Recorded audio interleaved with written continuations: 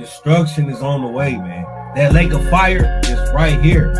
You never know who we gonna have on here, man. But you can't expect Priest and Officer Kukunga, man. He gonna be on here faithfully. The first woe was passed, the second woe passed, and the third woe coming quickly. You understand? They over there going nuts in the Middle East. And it's not gonna let up. We're not here for your feelings.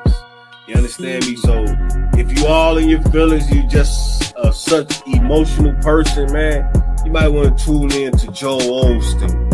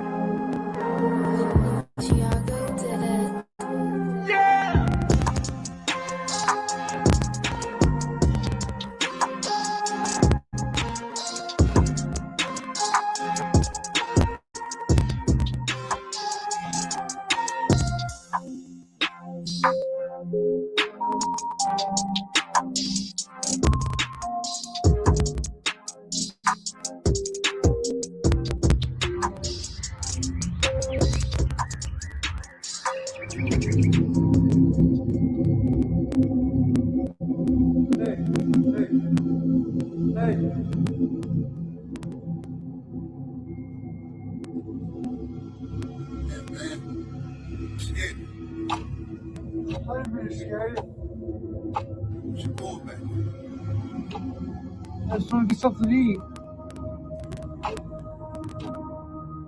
I got some change for you. Don't roll.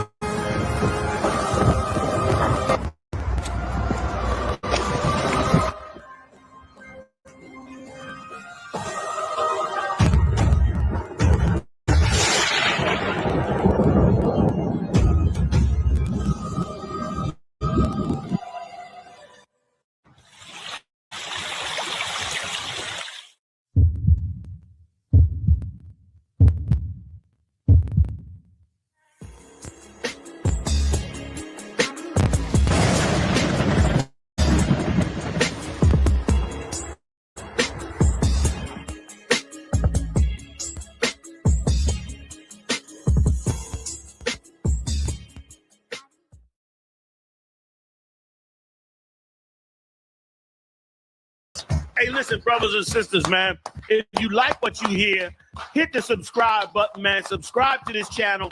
And also, please, go to isupk.com and pay your tithe. Drop me some cash so we can move around this planet like we need to, man, and do the things we need to do. Everyone west. Everyone west. Everyone west. ISUPK, Trinidad and Tobago, under Commanding General Yohana. We will be live on the streets, 91.9 FM.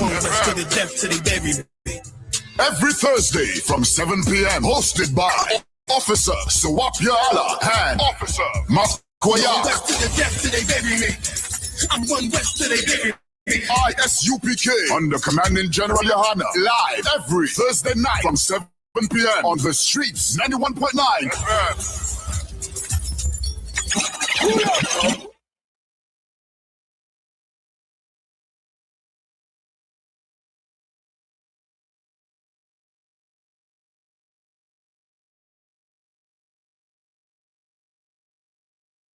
Wagwan Priest, you good?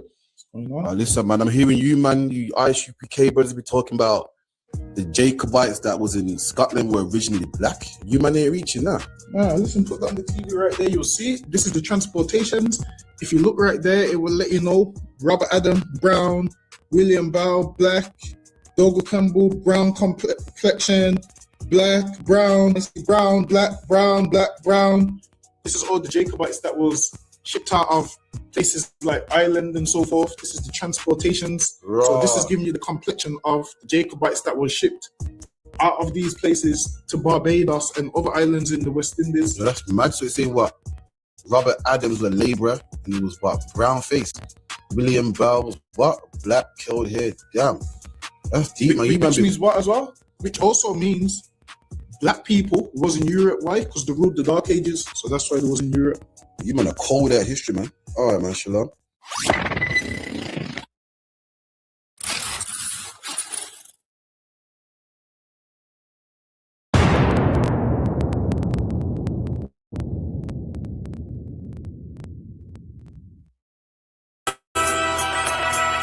Okay.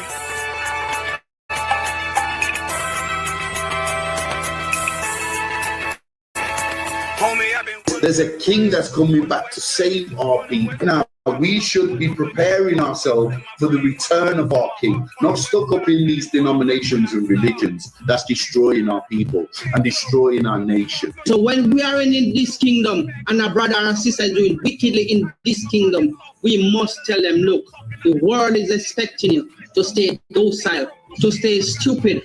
That's what Christianity teaches our people. Teaches our people to hate one another and love the oppressor.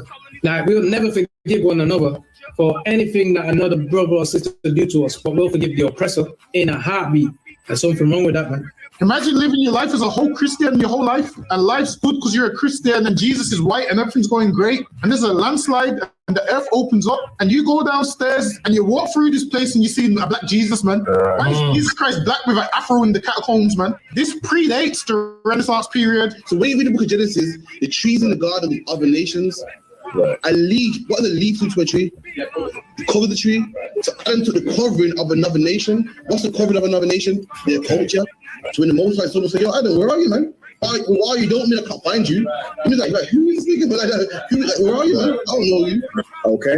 So the Ba al-Baya Yasha'ala wa Amarath al-Ham wa Aya Yahaw. The Ba means speak. Al, when it's joined with something, so al-Banya means what?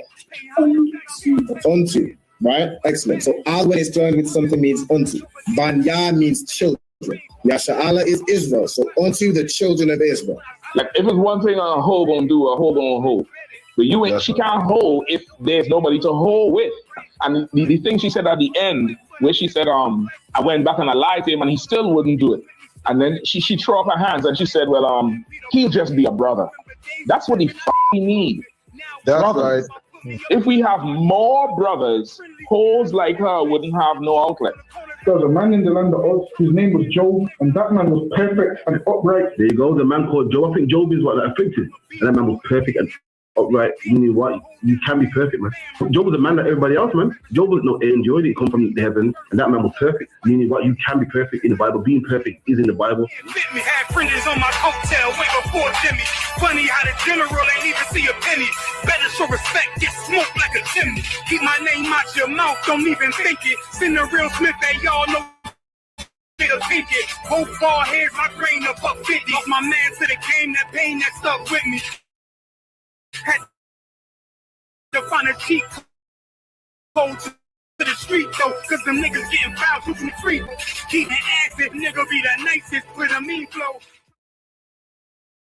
Yahweh, Shemaka, Yahweh, Tezaka, Al-Yad, Yadamka, Yawabam, Taza Aka, Wabawaka, Ma'aita, I will love Yahweh, Shemaka, Yahweh, Tezaka, Al-Yad, Yadamka, Yawabam, Taza Aka, Wabawaka, Ma'aita, I will love Yahweh, Shemaka, Yahweh, Tezaka, Al-Yad, Yadamka, Yawabam, Taza Aka, Wabawaka, Ma'aita, I will love Yahweh, Shemaka. From your shadow! From your shadow! Who's the power? Who's the power? Who do we fear? Who do we fear? Who is your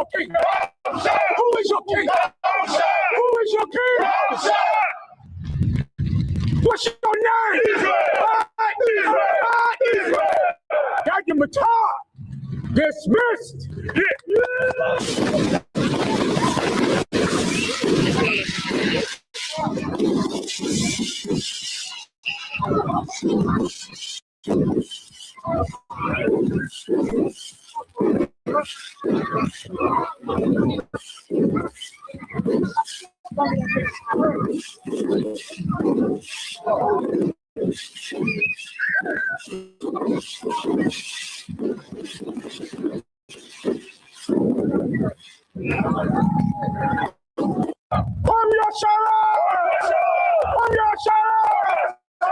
Who's the power? Who's the power? Who do we fear? Who do we fear? Who is your king? Who is your king? Who is your king? What's your name? Dr. Matar dismissed.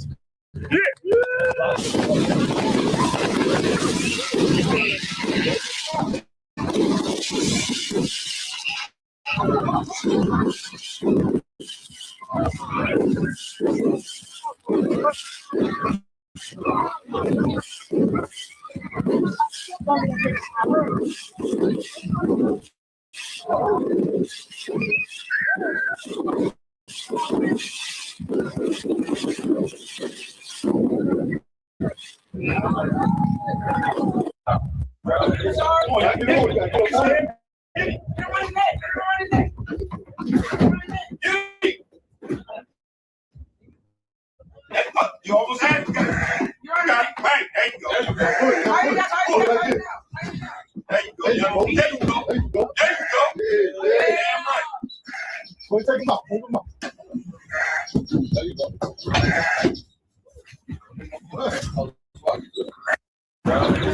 You almost had it. You got it. Right.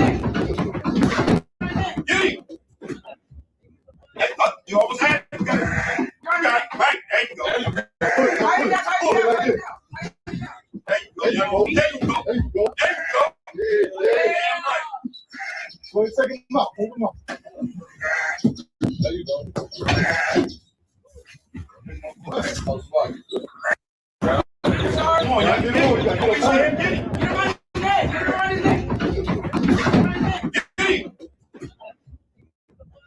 You almost had it. You got it. Right. There you go. There you go. Damn right. Go take him out. Hold him up. There you go.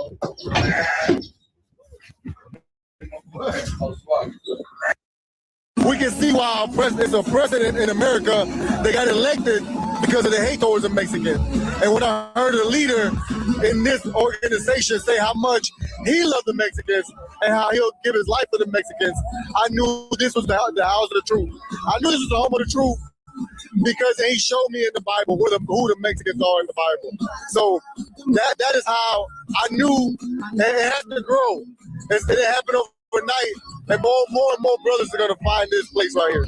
So for all our brothers and sisters from the tribe of Issachar, if they just so happen to stumble across this video, what kind of encouragement would you give them with what they're going on with dealing with ICE? With ICE, that's always been a thing. That's always been the fear tactic of the oppressor. There's a scripture in the Bible that says in Exodus, I'm paraphrasing it, let us deal with them wisely. And you got to understand that our oppressor, he needs us to build this place. But he's got to deal with us in a certain way where we can hush and be quiet. Yeah, he'll deport us, but he know we can always come back. But he's going to mistreat us while we're here. But that's why you got to find this brotherhood right here. Because we can build here, we can have a sanctuary where we don't get ICE and we don't have that oppression. And we build Christ's kingdom. But the encouragement is, we gotta keep going forward. Like we can't stop, and we gotta stop doing things that we give them reason to put us in that type of mind. That's all, and that is finding the truth, finding the laws. Because if we don't break God's laws, we don't break no laws. Man, right. I sure appreciate your time. We can see why our president is a president in America. They got elected because of the hate towards the Mexicans. And when I heard a leader in this organization say how much he loved the Mexicans and how he'll give his life for the Mexicans, I knew this was the house of the truth. I knew this was the home of the truth because he showed me in the Bible who the Mexicans are in the Bible. So that is how I knew it has to grow. It didn't happen overnight, and more and more brothers are going to find this place right here. So for all our brothers and sisters from the tribe of Issachar, if they just so happen to stumble across this video, what kind of encouragement would you give them?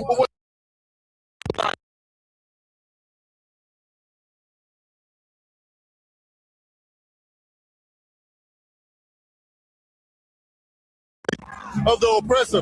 There's a scripture in the Bible that says in Exodus, I'm paraphrasing it, let us deal with them wisely. And you got to understand that our oppressor, he needs us to build this place. But he's got to deal with us in a certain way where we can hush and be quiet. Yeah, he'll deport us, but he knows we can always come back. But he's going to mistreat us while we're here. Well, that's why you got to find this brotherhood right here. Because we can build here. We can have a sanctuary where we don't get ICE and we don't have that oppression, and we build Christ's kingdom. But the encouragement is, we gotta keep going forward. Like we can't stop, and we gotta stop doing things that we give them reason to put us in that type of mind. That's all, and that is finding the truth, finding the laws. Because if we don't break God's laws, we don't break no laws. That's right. I sure appreciate your time.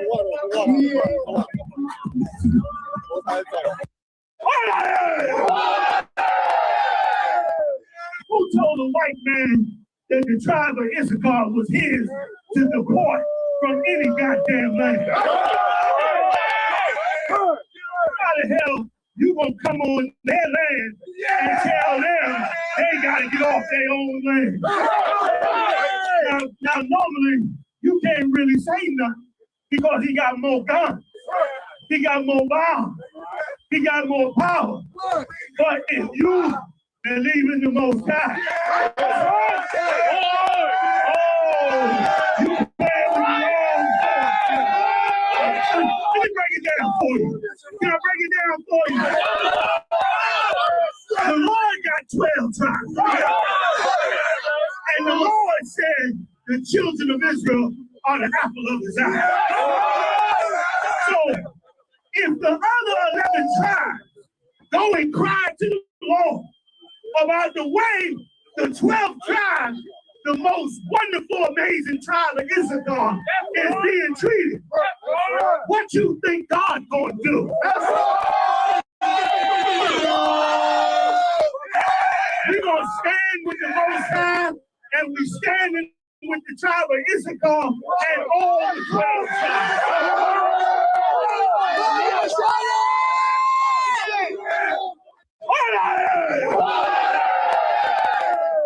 Who told the white man that the tribe of Issachar was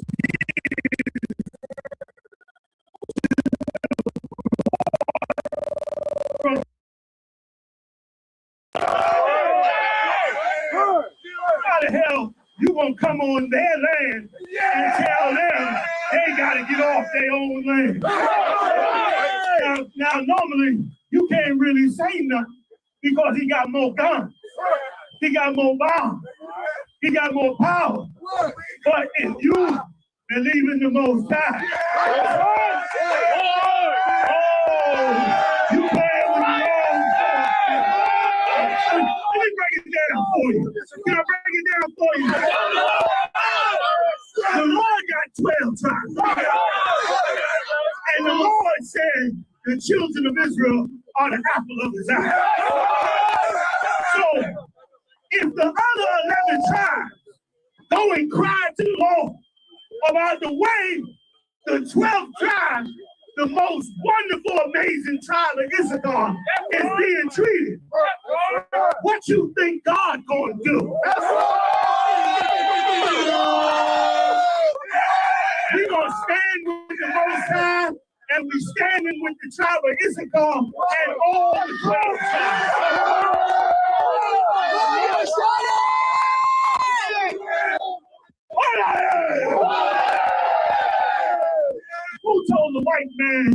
that the tribe of Issachar was his to deport from any goddamn land. How the hell you gonna come on their land and tell them they gotta get off their own land? Now normally you can't really say nothing because he got more guns, he got more bombs, he got more power. But if you believe in the Most High, you playing with the wrong. Let me break it down for you. Can I break it down for you? The Lord got 12 tribes. And the Lord said the children of Israel are the apple of his eye. So if the other 11 tribes go and cry to the Lord about the way the 12 tribes, the most wonderful, amazing tribe of Issachar, is being treated, what you think God gonna do?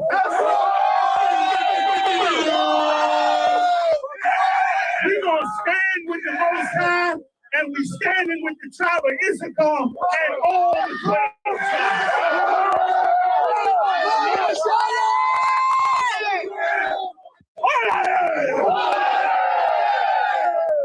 Who told the white man that the tribe of Issachar was his to deport from any goddamn land? How the hell you gonna come on their land and tell them they gotta get off their own land? Now normally you can't really say nothing because he got more guns, he got more bombs, he got more power. But if you believe in the Most High, you playing with the wrong. Let me break it down for you. Can I break it down for you? The Lord got 12 tribes. And the Lord said the children of Israel are the apple of his eye. So if the other 11 tribes go and cry to the Lord about the way the 12 tribes, the most wonderful, amazing tribe of Issachar, is being treated, what you think God gonna do? We gonna stand with the Most High, and we standing with the tribe of Issachar and all the 12 tribes.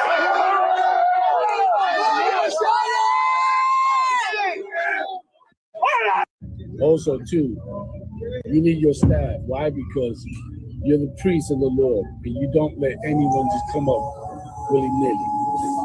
You got to state your registry. You got to tell us who you are, where you come from, and all that. You know what I mean? That's the rules and regulations from the Most High. What's your name? Aaliyah Turner. Aaliyah? Aaliyah Sarah Turner. Aaliyah, I'm sorry, I can't hear. Aaliyah. Aaliyah, what's your question? How do we get our Hebrew name? That is an excellent question, Aaliyah. Give her a hand. Denle un aplauso. You get your Hebrew name by being consistent, by being a good girl for 3 months. You be an excellent girl. You go home and you get excellent grades in school. You do everything right.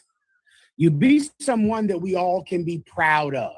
After 3 months, your camp leader through your parents will give you a new name and you'll be a new person and you'll start there. That's how you get your Hebrew name, okay? Okay. All right, come get some money, Aaliyah. All right, you got it. You know what you got. Good job. Well said. You're very eloquent. You know how to speak. You talk very well. Good job. Clap it up for her. What's your name? Aaliyah Turner. Aaliyah? Aaliyah Sarah Turner. Aaliyah, I'm sorry, I can't hear. Aaliyah. Aaliyah, what's your question? How do we get our Hebrew name? That is an excellent question, Aaliyah. Give her a hand. Denle un aplauso. You get your Hebrew name by being consistent, by being a good girl for 3 months. You be an excellent girl. You go home and you get excellent grades in school. You do everything right. You be someone that we all can be proud of. After 3 months, Your camp leader through your parents will give you a new name and you'll be a new person and you'll start there. That's how you get your Hebrew name, okay? Okay. All right, come get some money, Aaliyah. All right, you got it. You know what you're doing. Good job. Well said. You're very eloquent. You know how to speak. You talk very well. Good job. Clap it up for her. I was gonna ask, how do we know the ISUPK isn't like another Christian church? That is an excellent question.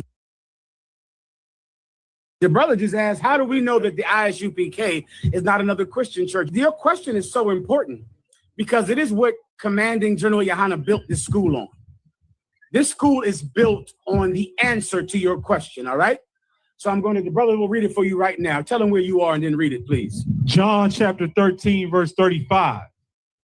By this. By what? By this. By what? By this. The Bible says by this. This is written in red, which means Jesus Christ said this. By this, keep going. Shall all men know. Shall all men know. Go ahead.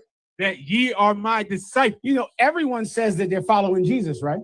Every Christian says they follow Jesus. Every Christian church says what? We follow Jesus. We love Jesus. But the actual man, Jesus said, this is how everyone will know that you are my disciples. You know what the term disciples means? I'll give it to you. It means that you follow Jesus. The majority, 99.9% of people that say they follow Jesus are lying. Mentirosa. They're mentiroso. They're liars. Do you understand? Yes. Right? This is how everyone will know that you're not lying. If ye have love one to another. If you what?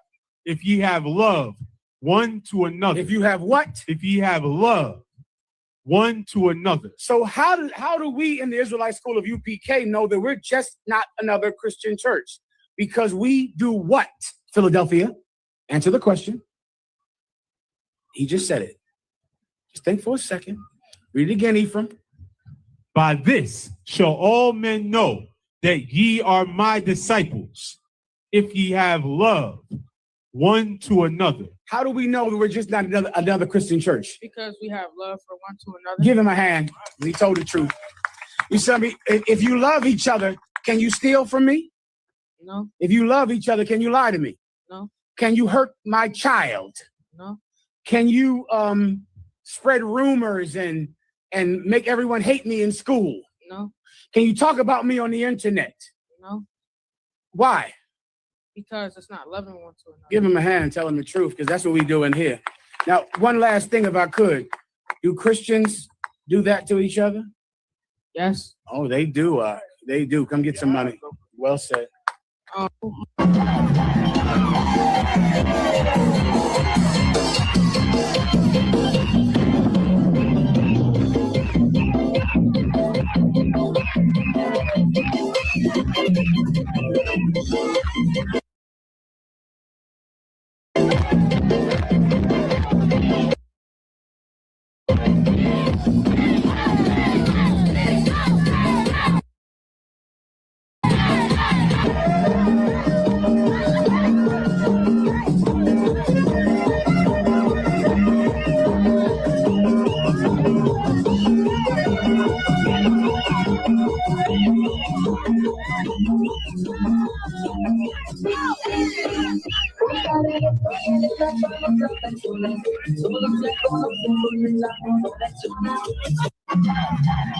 To a beautiful car. You feel me? Look at him. He's beautiful. Look at him. Nice and beautiful, man. It's a beautiful lamb. It's okay.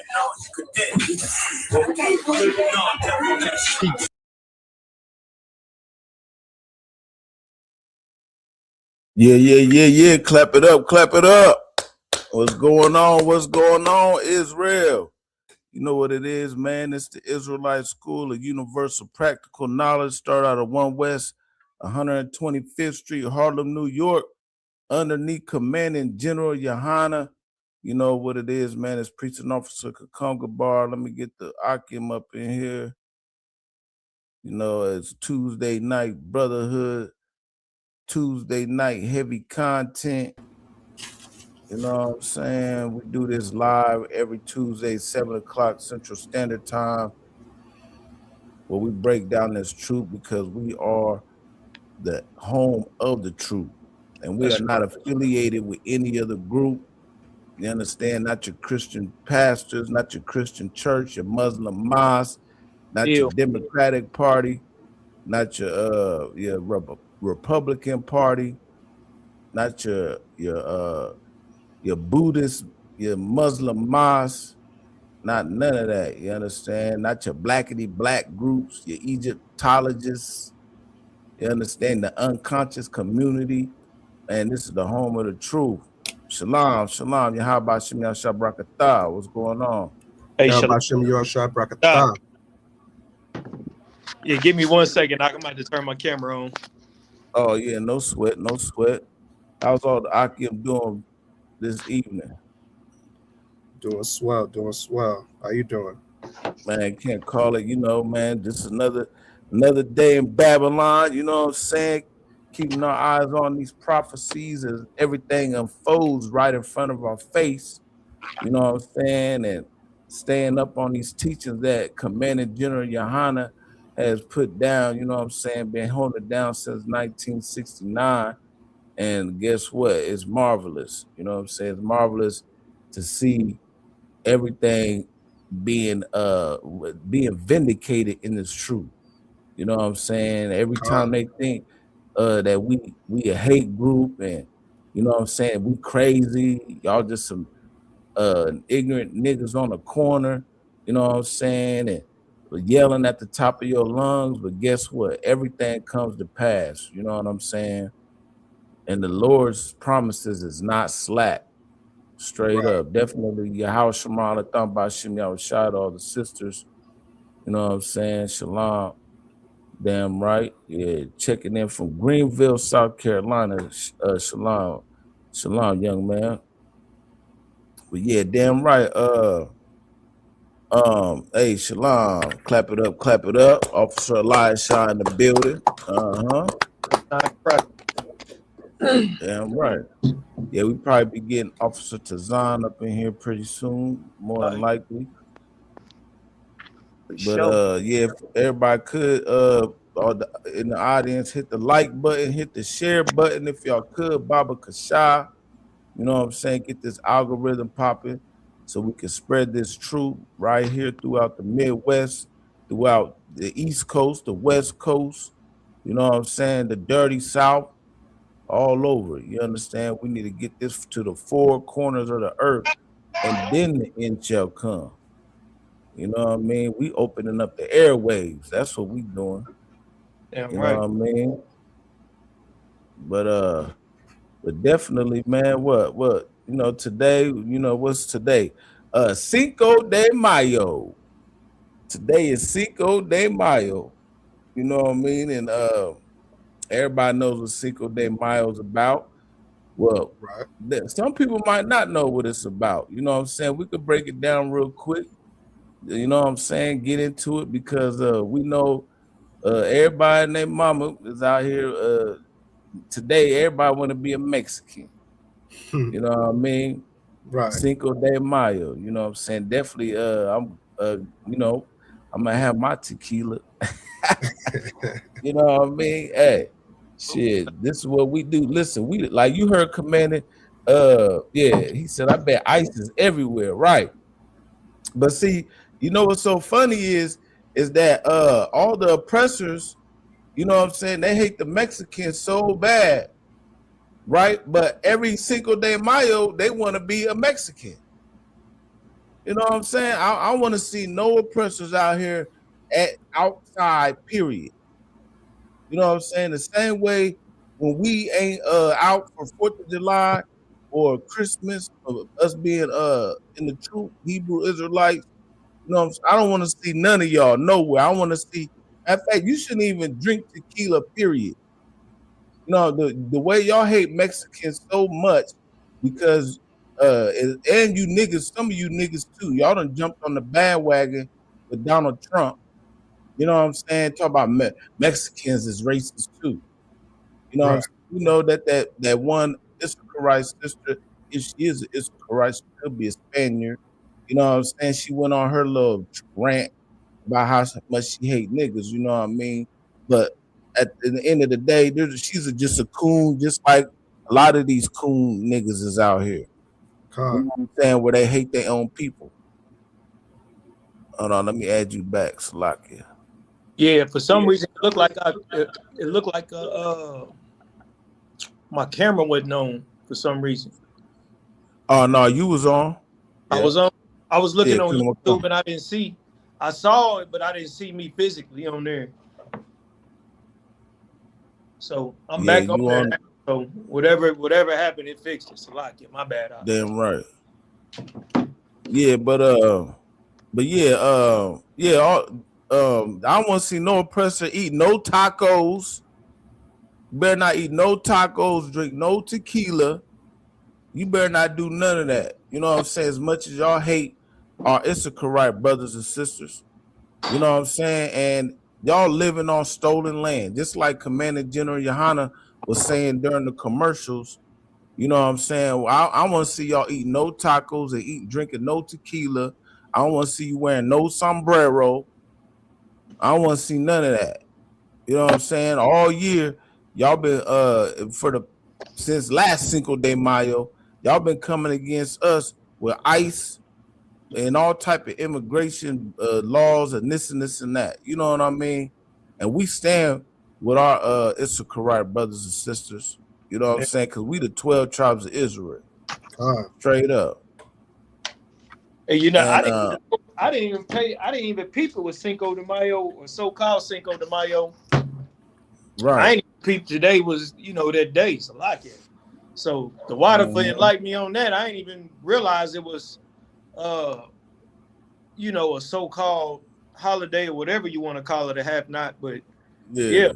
I mean, to add on to what you said, I mean, you oppressors, like, y'all always trying to make that, your version of Issacharite food, that nasty ass food that y'all be posting, adding all that cheese and all them seasonings that Issacharites don't use, that Mexican brothers and sisters don't use. You want to steal the culture and make it your own, just like y'all do everything else. Like y'all try to fry your own dry chicken, you know what I mean? Right. Make collard greens and everything else you steal from all the tribes, but you haters.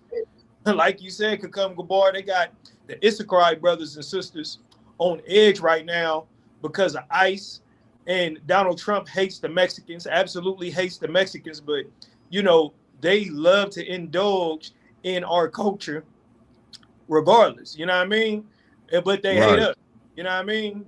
They black fatigued out, but they can't get enough of our culture. It's like, it's like something they love to hate or something they hate to love. I don't know. However you want to look at it, Salakia. Damn right. Yeah, they love to hate us. Just like how the so-called white man, they can hate niggas all day, but guess what? They want to wear J's. You want to listen to NBA Youngboy in your little suburban area. You know what I'm saying? You want to wear all of our swag. Even if the Koreans, they got K-pop. You want to do K-pop, you know what I mean? You want to play basketball like us. You want to talk like us, walk like us, but in your heart, you still hate us. You know what I mean? And that just goes to show you that we are the children of the Lord. You know what I mean? So it's crazy that I don't know, is it Moab or Ammon? I think it's the Chinese with the that mimics all the culture. They got a real big cholo. While you speaking on the Cinco de Mayo, they got a real big fake cholo scene out there in Asia. Where they dress up like Issacharites, like essays. Oh, right. Dickies, the Cortez, they got the lowriders jumping and all of that. Fascinated with our culture, all of these heathens. But like you said, we can't say it enough. But they absolutely hate us. And that's why it's important for us, meaning Israelites, blacks, Hispanics, and Native Indians, to realize that God's word is true, to realize that the Bible says that we would be astonishment, amongst all the other nations. You know what I mean? We would be a proverb, a byword. We would be living through these curses if we didn't obey the Most High God. So that's very important in understanding who the Israelites are, because they always try to come up against the ISUPK, don't they, Kakum Gabar? They always trying to come up against us. and prove that we're not the Israelites according to the Bible. But no Right. other nation on this earth fits the prophecies, or when you read the curses or anything in the Bible, but outside of us, don't nobody fit this. They can't prove the white man over there in Israel today can't prove he's a biblical Jew based off the prophecies in the Bible. They didn't go to slavery on slave ships. You get what I'm saying? Right. King Solomon, his skin is black upon him. They don't fit anything in the Bible, but they can claim our heritage simply because they want to say so, or simply because, you know, they look at us like we ain't shit. Y'all just some niggas in the ghetto, Salaki. I mean, I yield. Right. Yeah, Kanawakan. Yeah, so here's like a little clip of them over there in Japan. It's the Japanese. What a cool, like. Yeah, so they over there living their best life, trying to be like with the lowriders and this and this and that. You know what I'm saying? And we started all that. You know what I'm saying? We started all that shit. What the hell is Chevy and Impala doing in China? I mean, in Japan. Right.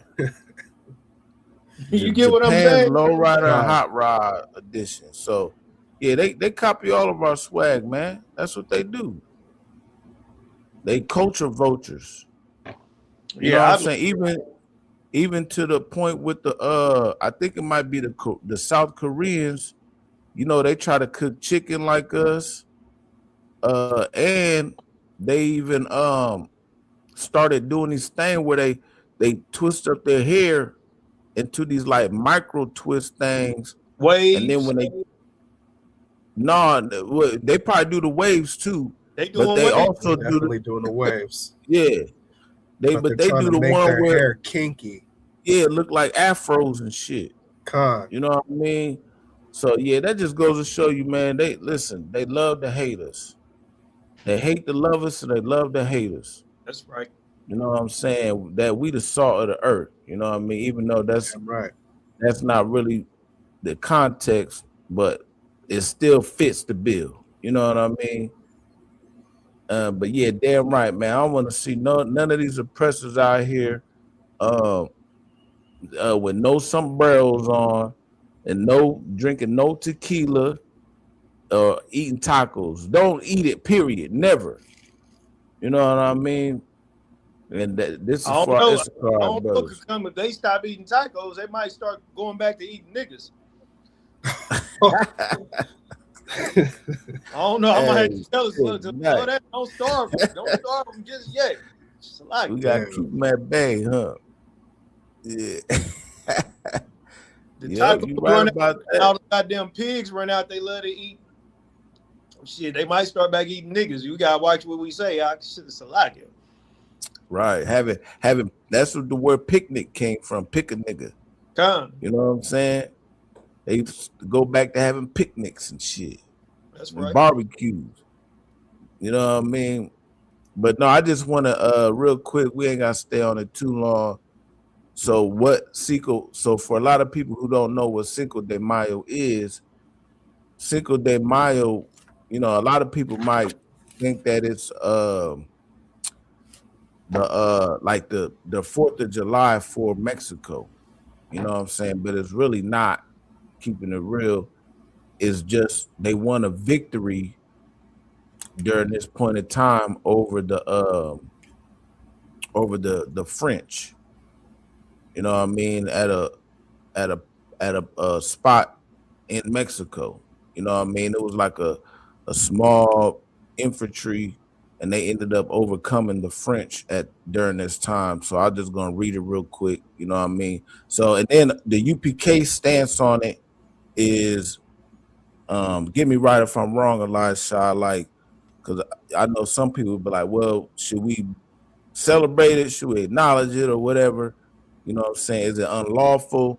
You know what I mean? It's not that we celebrating it, but it's not actually unlawful because it's just them. They were at this day they conquered the Edomites, the French. You know what I mean? So it's not like it's something that's geared to another god or none of that. You know what I mean? That's right. It's something sort of like, you know, it's no different than like Juneteenth. You want to look at it like Juneteenth. You know what I mean? They made Negroes feel like they have some type of liberation because of Juneteenth, when in reality, them was just the last niggas free. But, we still in captivity. You know what I mean? You still being called by your oppressor's last name. You Northern Tribe brothers, the Issacharites specifically, they were conquered by the Spanish conquistadors. So that's why they learned how to speak Spanish, and they have those, last names that they have. So they were conquered as well, and they're still being called by their slave master's name, just like us. We got Johnson, Harvey, Parker, whatever your last name may be, they come from some oppressor. So that's a constant reminder right there that even though we may feel that we have some type of liberation because we won the battle, we still are far from winning the war until Yahushua comes back and redeems his people out of captivity. So I mean, it's no sin in recognizing it, but it's not one West. Right, it's definitely not. You know what I mean? But just to give some historical context to it, let me share my screen. So it says Cinco de Mayo, or the 5th of May, commemorates the Mexican Army's unexpected 1862 victory over France at the Battle of Puebla. While not Mexico's Independence Day, it symbolizes unity and patriotism. Celebrations are modest in Mexico, mainly Puebla, but in the U.S., it has grown into a major celebration. So right there, it just goes to show you that keeping it real, Mexicans don't even really, like true Mexicans that live in Mexico, like the way they word it, they don't even really put it in high regards like that. You know what I mean? I know, young man, I know you got an Issacharite rib, if I'm not mistaken. I don't know if her family looks at it as a big deal. If you want to speak on that real quick. No, she doesn't look at it as a big deal, and she's actually from Puebla. Damn, that's small world. Get a sister hand for that. Damn, that's crazy. Yeah. Damn right. Yeah. That's crazy. But yeah, so like you said, it's like a little victory, like you said, like Juneteenth type shit. But America made it more popular than them, and who's the Americans? The oppressor. Right. You know what I'm saying? Niggas didn't make that shit popular. Niggas just follow the leader, just like how niggas do St. Patrick's Day. Right. You know what I mean? Niggas do whatever, anything to go party. That's what niggas is gonna do.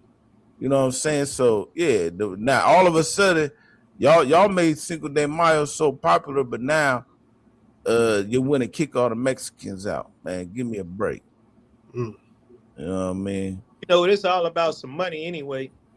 Right. Anyway, and and it's not like I'm not throwing any shade to the Issacharite brothers and sisters, because hell, why not? You know what I'm saying? Capitalize, make a bag off a day that the oppressors, want to tip heavy or whatever.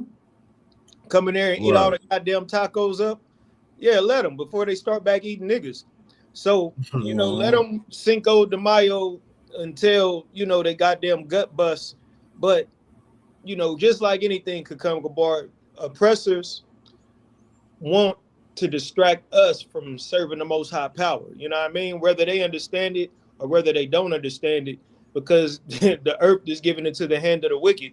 They just do anything wicked that pleases their lusts, and we follow them because we don't know how to separate our spirits from America.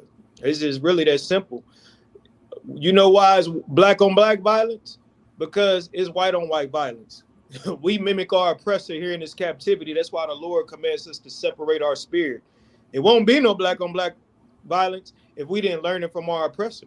I know that's hard to understand because it seems like we take accountability away from ourselves, which we should be held accountable for everything that we do to each other. And that's our lack of accountability and our lack of obedience to the Most High God is why we're in this situation today. But Kakumi, I know you know these Bible verses, but the Lord said when our oppressor put us in this captivity, he went above and he went too far.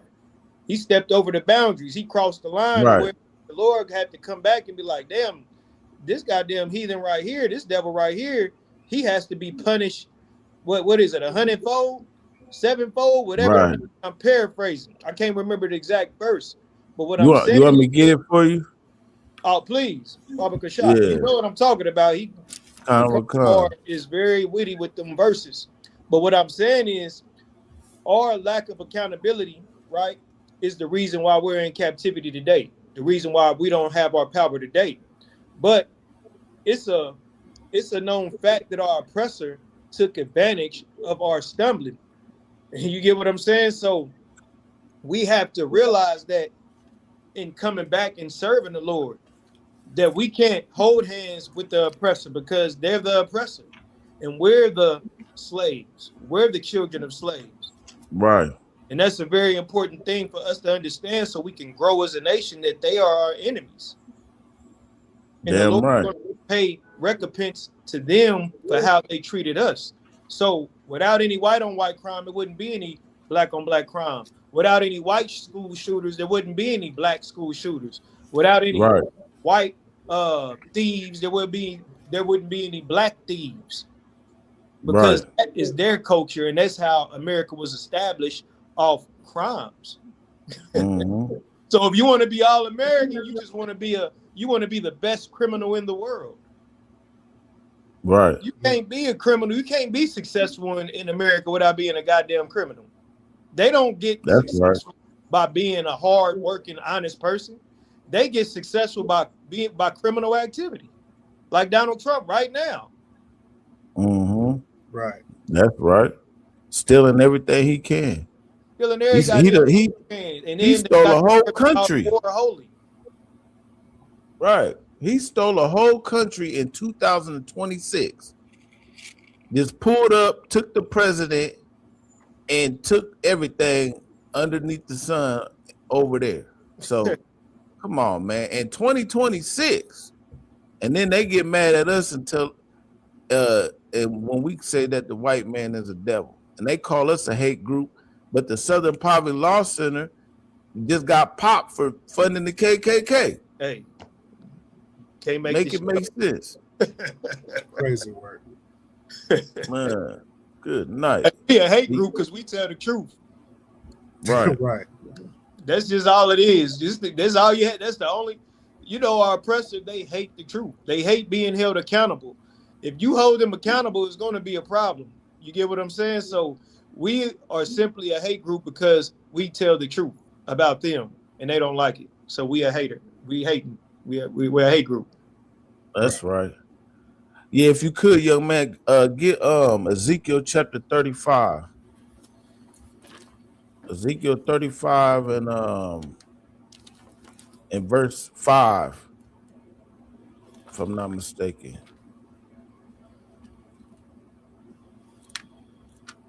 You said Ezekiel 35 and 5? Yeah, Con. This is Ezekiel chapter 35, verse 5. Because thou hast had a perpetual hatred and hast shed the blood of the children of Israel by the force of the sword in the time of their calamity, in the time that their iniquity had an end. Verse 6. Therefore, as I live, saith the Lord God, I will prepare thee unto blood, and blood shall pursue thee. Sith thou hast not hated blood, even blood shall pursue thee. Right. Yeah, you go ahead and break that down, Elijah. Yeah, and basically, like I was saying, you know what I mean? For the perpetual hatred you had against the Lord's chosen people, you know what I mean? He's going to repay you with the blood that you shed, because they always tell us that, that's in the days of old. You know what I'm saying? Nobody is slaves anymore. But they fail to realize no one has been brought to justice for those crimes. They don't want to be held accountable because they feel like the people who put us in slavery, the people who have, and they still oppressing us to this day. I'm only speaking of the crimes that happened that obviously haven't been justified, and it's crimes today that haven't been justified. Like that article I sent you about the young brother on TikTok. They are still hunting down Blacks, Hispanics, and Native Indians and treating us as if we're the worst people on the earth. You get what I'm saying? So these crimes haven't been justified. There's been no justice for slavery. There's been no justice for Trayvon Martin and all these brothers and sisters who have lost their lives. Yeah, a police officer might have got fired. They might have got fined. We got a little bit of justice. What was the sister's name? Sonia Massey. We got a little bit. But now, y'all hold us accountable to the 10,000 power. And this is what this verse is talking about. You kill us innocently in cold blood, and you have this perpetual hatred. So the Lord said he has to come get it back in blood for his people. Right. Period. Damn right. And if I could, if I'm not mistaken, because you know how a lot of so-called fake Israelites or whatnot, Christians of them so-called apologetics, they try to pull up was it in Exodus where it says, "Thou shalt not abhor an Edomite because he is thy brother." Now, is this not the same one? Go back, I think go up one where it says that even though he was your brother, you broke the covenant, or is that after that?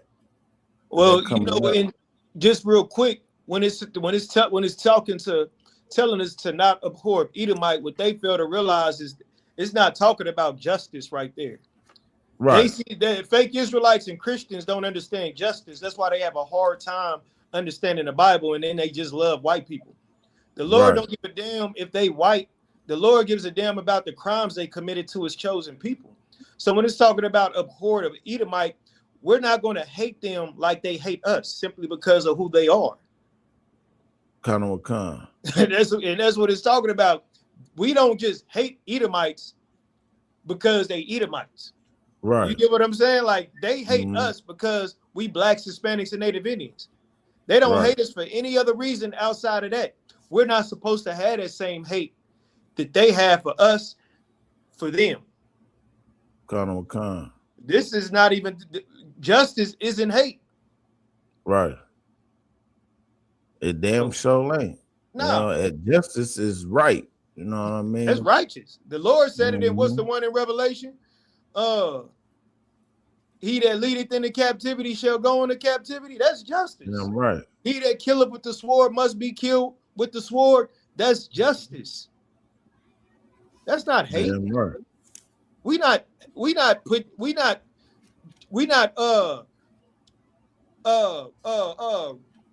grabbing your whole nation, putting them in chains and enslaving them just for the simple fact we don't feel like doing the work. We're not just lining people up against the wall, shooting them and unaliving them, feeding their children to alligators and mutilating the women. We're not doing that just because. That's what they did to us. That's not abhor is not the same thing as justice. That's what Christians and fake Israelites don't understand. That's all. They don't understand justice. Damn right. Most High in Christ. As a matter of fact, while you're talking about it, since you brought it up, I don't know if you want to go into that article you was talking about. Oh, with the because I honestly I haven't really heard too much about it. It just recently happened, and that was just a clip on YouTube. But the story is that a young female was shot. She was 17 years old. So the police were looking for the suspect. They seen two young men walking. So the police tried to stop the two young men. He was not a young man, and he was 19, a young black man. He took off running, and that video that I sent you on TikTok, I don't know if that's his father. I'm not sure who that guy is, but he was just explaining a scenario of what happened, how witnesses saw him take off running. Witnesses also saw him stop and put up his hands and say he give up. And then another police officer pulled up and killed him. But it was all due to because another sister got shot, which they still doing an investigation about that. But however, regardless if he did it, he still shouldn't have been killed like that before you even find out if he did it or not. You get what I'm saying? Kind. So that's the scenario with that story. They was trying to stop him and question him about a shooting. He took off running. I don't know if he was scared. I don't know why he took off running. You know what I mean? But oh man, look, that's gave up. You know, that's almost second nature, man. Oh yeah, that's what I was saying. I ran from the police and didn't even have a reason to run. It's just the police. It's just instinct. Growing up in the hood, I didn't see the police do so much damage in the black community. I didn't see them plant drugs on people. I didn't see the police. I didn't got beat up by the police before, for no reason.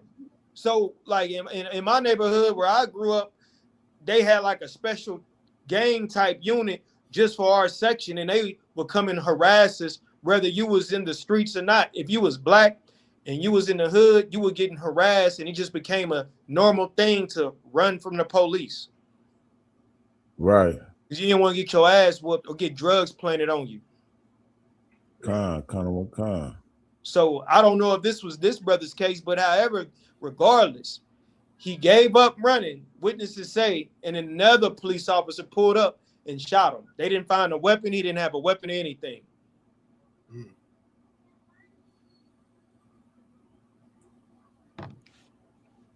So that's the story. And the link I sent you is I believe it's his father. I'm not sure who the brother is. And he's further explaining what I just explained, you know what I mean? And that's his family and everybody's, you know, just grieving. And it's just another sad situation. Yeah. And really, it's not even just about the police. You know what I mean? That's just the white man in general. You know what I mean? Like, even before they was police, like, we couldn't even, you know, back in the day, we couldn't even really walk the streets at certain times and without like, you know, you seen what's that movie, A Time to Kill? You know what I mean? With Samuel Jackson. You know, a little girl couldn't even walk home by herself from school, and when you see the devil coming up, you know what I'm saying? And they just got that old what does it say in Hebrews, where there's no other profane person such as Esau. Right. Profane and a fornicator, because the generals bring out, like, they got like, they tie that violence to their sexuality. They get off on that shit.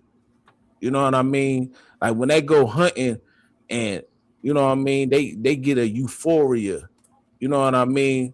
Where it's like they're almost having an orgasm when they're doing this bullshit. You know what I mean? Like Jeffrey Dahmer, he would go and unalive blacks, Hispanics, and Native Americans, and he was a sexual deviant doing it at the same time. You know what I mean? Because that's what they do. That's what Esau does. You know what I mean? And this is just in there in nature. You know what I mean? So, as a matter of fact, that kind of brings me over to an article that I just seen not too long ago. This devil, and matter of fact, he was a law enforcement. Let me see. Yeah, right here. So let me share this real quick. So he just got arrested about a couple weeks ago. Right here. It says on April 22nd, 2026, 45-year-old former North Carolina police officer Christopher Gilliam was arrested in Destin, Florida, following a multi-state investigation into an alleged plot to commit a racially motivated mass shooting at the New Orleans Jazz and Heritage Festival.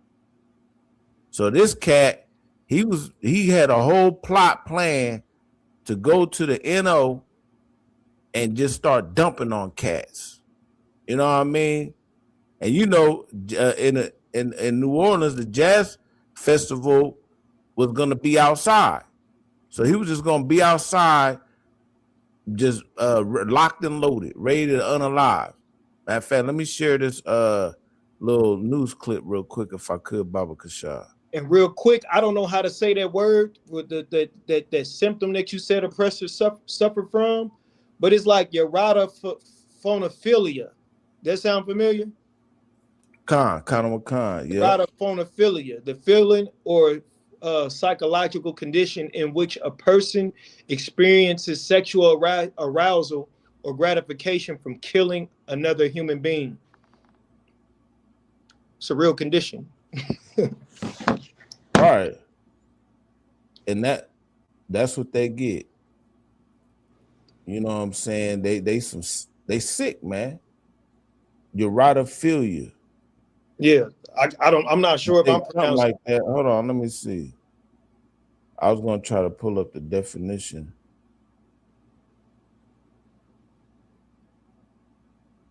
Matter of fact, I'll pull it up after we play this real quick. Fair use. We're using this for educational purposes. Even though this is kind of quick, but no sweat. A shooting plot that was actually stopped in its tracks. The suspect was caught and arrested in Florida. Investigators say former police officer Christopher Gillum, he's pictured right here, was planning a mass shooting at a festival in New Orleans. Police say he planned to attack the city's Jazz and Heritage Festival, which started yesterday, and brings in 500,000 people over 2 weekends. Gillum was tracked down at a hotel in Destin. Police say they found a handgun and 200 rounds of ammunition in his room. Law enforcement sources say Gillum made statements about killing Black people and planned to commit suicide by cop. He's charged with making terroristic threats and is being extradited to Louisiana.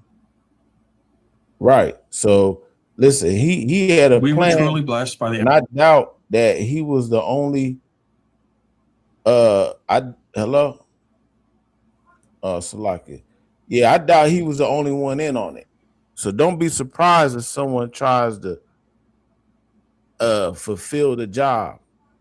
So if any of y'all brothers and sisters, you know, like we in the last days, ladies and gentlemen, we gotta be careful going out to these major mass populated events, man. Cause these devils, they be out here, man. Unless it's a UPK event. Man, listen, I don't even know if I would advise it. Salakia. You ain't lying. Straight up. You ain't lying. Let alone the devil's doing it. Our own people they got the damn demon on them too. Cause what just happened in where was we at? Well, not we, but I just seen an article where I forgot what city it was in. It was just a mass shooting where like 20 people got injured, and it just happened too, like over the weekend. You said over, you know what I'm mass shooting? Yeah, it was like Jake. You know what I'm saying? You know how Jake do, niggas be partying, kicking it. You know what I'm saying, and get into it with each other. And next thing you know, niggas up the burner and just start spraying and. You know what I mean? And was it hit Oklahoma? Khan. Yep, it just happened like over the weekend. It was an 18-year-old. Yeah, they was some youngins. 22, you know, one killed, unalive, Salakia. Khan. Mm-hmm. So, and that's how it is, man. You know, around this time, what's it like, prom? And all that stuff's coming up, you know what I mean? So, you know, all these young cats, they getting all dressed up. These young sisters, they pretty much looking like they getting hypersexualized by their family member, their mamas. You know what I'm saying? Because they done left the daddy, they hypersexualized, getting butt almost half naked going to the prom. Good night. I know y'all seen them them posts where the daughters, it'd be like the see-through shit where the only thing that's covered up is the areolas and the cootie cat. Everything else is pretty much exposed. You know what I mean? Like, right. It's just madness. You know, we kind of all over the place right now, but you know, it all ties in some way or another. You know what I mean? But back to what I was just saying, yeah, that devil, he was ready to unalive, man. And good thing he got caught, because I know the jazz festival is a big thing. You know what I'm saying? Like, people like doing shit like that. But at this point in time, man, good night. Like, we got it's hard times to wake out of sleep and come into this truth, brothers and sisters. For sure. You know what I mean? Because the Lord's unleashing the plagues. You know, it's the time of what's it called? The hour of temptation. Like, you damn near don't even want to take a cruise no more, because but they just had that one shit coming out. You know, the Lord, what does it say in Matthew chapter 24? That wars, rumors of wars, pestilence, and earthquakes in diverse places. You know, on that little cruise they just had. I know I seen a little bit of. I didn't know where it happened because I was in my slave, but I seen. I don't know. I just seen something about it. I'm not sure what happened though. Like, you know, you see a picture with saying something, but I didn't read it. Yeah, kind of what kind. Yeah, it ain't nothing major, but they gotta contain that shit, because so I guess it was a small cruise. It wasn't even like a big, like a Carnival or Norwegian and one of these old bigger cruises. It was a cruise only probably had about like 200-300 people on it. But they got a virus that was on the cruise. So just imagine if it was a big cruise, right? You know, so it's a new. Well, I ain't gonna say a new virus, but it's called. Let me share my screen real quick. Hantavirus, and if you could, Baba Kasha, young man, get Matthew's chapter 24, where it says wars and rumors of wars. I'm ready. But yeah, so what does it say? I thought I had another article. Yeah. So can y'all see that? That looks small, huh? It's a little small, but I can read it. Oh, there we go. Yeah, there we go. So it says a suspected hantavirus outbreak on the MV Hondias, a cruise ship sailing in the Atlantic Ocean, has killed 3 people and sickened at least 3 others. The ship is currently anchored off the coast of Cape Verde, an island nation off the west coast of Africa, and passengers have not been allowed to disembark. So it only got 149 people on the board. You know what I mean? And one case has been confirmed through lab testing, with 5 more suspected. So, you know, hantavirus. So let's see, what is hantavirus? Hantavirus is a family of viruses carried by rodents, mice, rats, that can cause severe, often fatal respiratory or renal illness in humans. So look, the Lord could send a plague anywhere. You know what I mean? And they on this little ship, and the rats or whatever they got on that damn ship, it done spread. And you said by the west coast of Africa? Yeah, kind of Wakan. But I think, I don't know where they left from. But either way it goes, yeah, they some heathens. It's probably all heathens 9 times out of 10 on this damn ship. You know what I mean? But here I go back to the little article. But all it take, that's just like how the coronavirus start. It take one motherfucker to come from China and then just get off. Don't know, nobody got the shit. And the next thing you know, everybody got the damn shit. It's spreading like the bubonic plague. You know what I mean? Right. And then next thing you know, people dying left and right. Damn, I can't even. What is damn? It's cool. I just heard, you know. Oh yeah, here we go. So like you say that again. I said I thought I heard you say something about Africa. I was like, well, hey, them heathen. I was just about to say, Jake, you know, niggas always trying to run to Africa. Yep. Not know that what too. Oh damn, Salakia. Hey, Salam, how about you, man? Shabrakatah. Salakia, I didn't even see you out of while. Niggas always trying to run to Africa. What's going on? No, ain't no sweat. Y'all spread a thumb. It's all the big priests and up and coming priests in the building. Yeah, damn right. Was you in the thing long? I had logged in, then it took me out. Then I just came in. All right, more time Christ. Damn right. Yep. Sound like we had a little lag going on. Nah, yeah.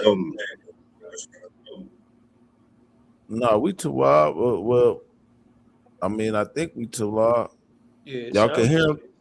Yeah. Yeah, I can. 1 2 1 2 1 2 1 2. You got hold on, yep. Salaki. You got it's an echo. You got the class and like playing somewhere else on something else? Yeah, my phone. Okay, yeah, that's what it is. Most High in Christ. Damn right. 1 2 1 2. That's better. That's way better. Christ. Water. Where we at with it? Priest, up and coming priest. Man, shit. We was talking about this little plague that was on this little ship, man. You know what I'm saying? People done got unalived on the ship on a little cruise, and it's like a virus that's spreading. You know, Jake and them? Well, we don't know. We don't know exactly who's all on the ship, but it's like it's heathens, but still. Yeah, sound like heathens. You know what I mean? Mm-hmm. But the point. Yeah, go ahead. Go ahead, Salakia. Oh, Salakia. If I may, just to add on that point, because Kakum said something heavy earlier when you was talking about the what was that, the shooting in Oklahoma, and how, you know, black people, and it's the same, which goes back to what I said earlier, like it wouldn't be no black on black crime if it wasn't no white on white crime, because we learn from our oppressor. We carrying on, we putting on his spirit, you know what I mean? We putting on his leaves out of the garden. We covering up in his doctrine. You get what I'm saying? Yeah, good. If I may, I just wanted to get Revelation 18:4, Baba Kasha, and this is for, you know, us. This is a warning for us. And the Lord trying to warn blacks, Hispanics, and Native Indians, like the more you keep indulging, you know, in this heathen culture, I hate to say it, we gonna keep getting fucked up. It's a lot. You know what I mean? I hate to say it like that, but it just is what it is. Yeah, that's right, Priest. That's right. We follow our oppressors to the T. We love what they do. You know what I mean? We'll bend over backwards for the oppressor. And it was crazy. We'll bend over backwards for the oppressor. And we know they wrong. Like that be the whole part about it. Like we know the oppressor wrong. We'll still bend over backwards for our oppressor, but yet we won't give another nigga a chance.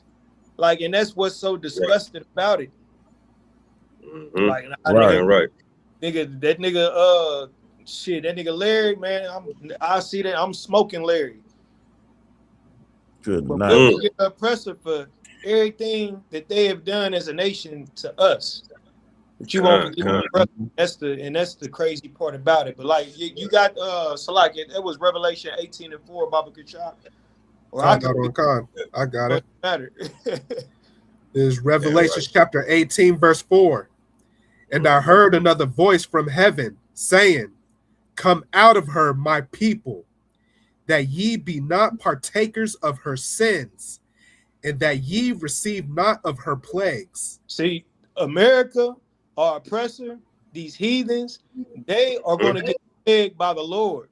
You get what I'm saying? The Lord is warning us. Like, you got to come out of her. You got to come out of that spirit. You got to come out of that ideology. You got to stop celebrating your birthdays. You got to stop eating shrimp, pork, crab, and lobster. You got to stop turning sisters into hoes. You got to stop having an evil eye towards your brother. You got to stop sinning against the Most High God. Otherwise, you're going to continue in the behavior of your oppressor, the behavior of America, and you're going to get the same plagues your oppressor is going to get when he comes back and judges America. When all these plagues, like Hakum Gabar said, when all these plagues start to be released and get the hitting, and you align yourself with the enemy, you're gonna get judged with the enemy. It's just what it is. You gotta realize that is our enemy and not our friend. We're not joining hand in hand because that is our enemy. Our enemy has to get judged and get his justice. Come on, man. The Lord got to bring his justice to this earth, man. So yeah, so like I yield. That's right. That's right. And if I could piggyback what the brother was bringing out is definitely heavy, man. You know what I mean? Definitely heavy what you was bringing out, Live Shot. Our problem is, man, we want to fight each other, man, instead of fighting for each other. That's you know what I mean? We rather go to war with each other than go to war for each other. That's the problem in our neighborhoods, our communities, man, starting from the top to the bottom, man. We need our black senators to fight for us. They fighting against us. You know what I mean? All the mayors, we got mayors all across this country, man, black mayors, man, fighting against us, man, and on every turn, man. None of our leaders is fighting for us. Show me one leader that's fighting for us, man. You know what I mean? It's just not happening. So we got to start fighting for each other instead of fighting against each other. That's all I want to say for right now. I yield. Damn right. Damn right, yeah. It's under Christ. So heavy content, man. Big ups to the Live Shot in the building. Boy, it's always a pleasure to have you, man. Big ups to you. Big ups to you. You know what I'm saying? The amazing brother you brought up down there in Iowa, Hakum Gabar, that's my nigga. You know what I mean? He's shining, ain't he? For sure. And big ups to the young man. Well, we talked during Passover, but what was your name again? Salakia. Finest. Finest? God. Okay, so like big up to the young man Finest as well. You know what I mean? Yeah, damn right. Like I like to tell the young man, congratulations for finding the truth, man. You know what I mean? No sign of Christ. We call him Young Man F, though. Your Live Shot. We call him Young Man Well, F. I know the F. Yeah, I didn't just want to say F. You know what I mean? So he told me his name before, but I'm horrible at remembering names. Yeah, that's we ain't gonna. It's hard to remember them names, man. So it always take me a few times. It ain't no same here. Same here. I gotta get my memory up. You get what I'm saying? So lock you for that, bro. Hey, look, sooner or later, Lord willing, we're gonna get rid of all that young man shit. You know what I'm saying? Yeah, in the right direction, up under the right brothers, man. You know what I mean? Damn right. What else y'all dropped before I came on, man? I know y'all had some heavy shit. I miss anything? What I miss? We was going into Cinco de Mayo and shit, and how the oppressor need to stop. I don't want to see no oppressor eat no tacos, drinking no tequila today. No, none of that. No, any day. You know what I mean? Since y'all hate Mexicans so much, you better stop eating tacos and drinking tequila. Damn right. I mean? But you know he's such a hypocrite. You know what I mean? He gonna smile in your face and had the machete behind his back. So you know what I mean? You can't even trust him. He gonna act like it's all good. Then tomorrow get up out of here. You know what I mean? Like why? How diabolical is that? Kicking all of the Hispanic brothers out the country, and it's like they pushing Cinco de Mayo harder than the Mexicans. You know what I mean? Right. They the ones actually gave the Mexicans this holiday. Get me right if I'm wrong on that. You know what I mean? And I don't think it was no Mexicans over here pushing for Cinco de Mayo like the oppressor have. You know what I mean? He gave them this holiday, just like he gave us Juneteenth. You know what I mean? Right. All these fake subliminal holidays, subliminal victories that we think we get, man, and it just ain't enough, man. That's why we gotta fight for one another, man, instead of fighting against each other, man. How you? Damn right. Yeah, and another way we gotta fight for one another is like you said, come out of their ways, man, out of their mentality. You know what I mean? I know y'all heard about the sister. In fact, there's so many different things I want to talk about. I don't even know. One, that's a lot going on right now. Yeah, what's that thing? Because right now, I guess, you know what I'm saying, you in America, you can do what you want to do. You know what I mean? You know, they've been talking about Meg Thee Stallion and how Buddy had another wife or another rib or another home girlfriend. You know what I'm saying? But you could be a whole. Let me see this real quick. 304. Right, she could be a 304 all day. No sisters want to talk about that. You know what I mean? They want to jump on the bandwagon and come to find out Meg Thee Stallion is a liar. You know what I mean? Look at all of the rods she done had, man. You know what I mean? And all this is just being propagated throughout our community, man. You know what I mean? We got little girls looking at this, man. You know what I mean? Coming up, growing up, looking at Meg Thee Stallion. She lied to Gayle King about having sex with the brother. Then come back and say, "Oh, I had sex with her maybe once or twice." No, you was getting your back broke out. That's how men do it. We ain't gonna do you once or twice.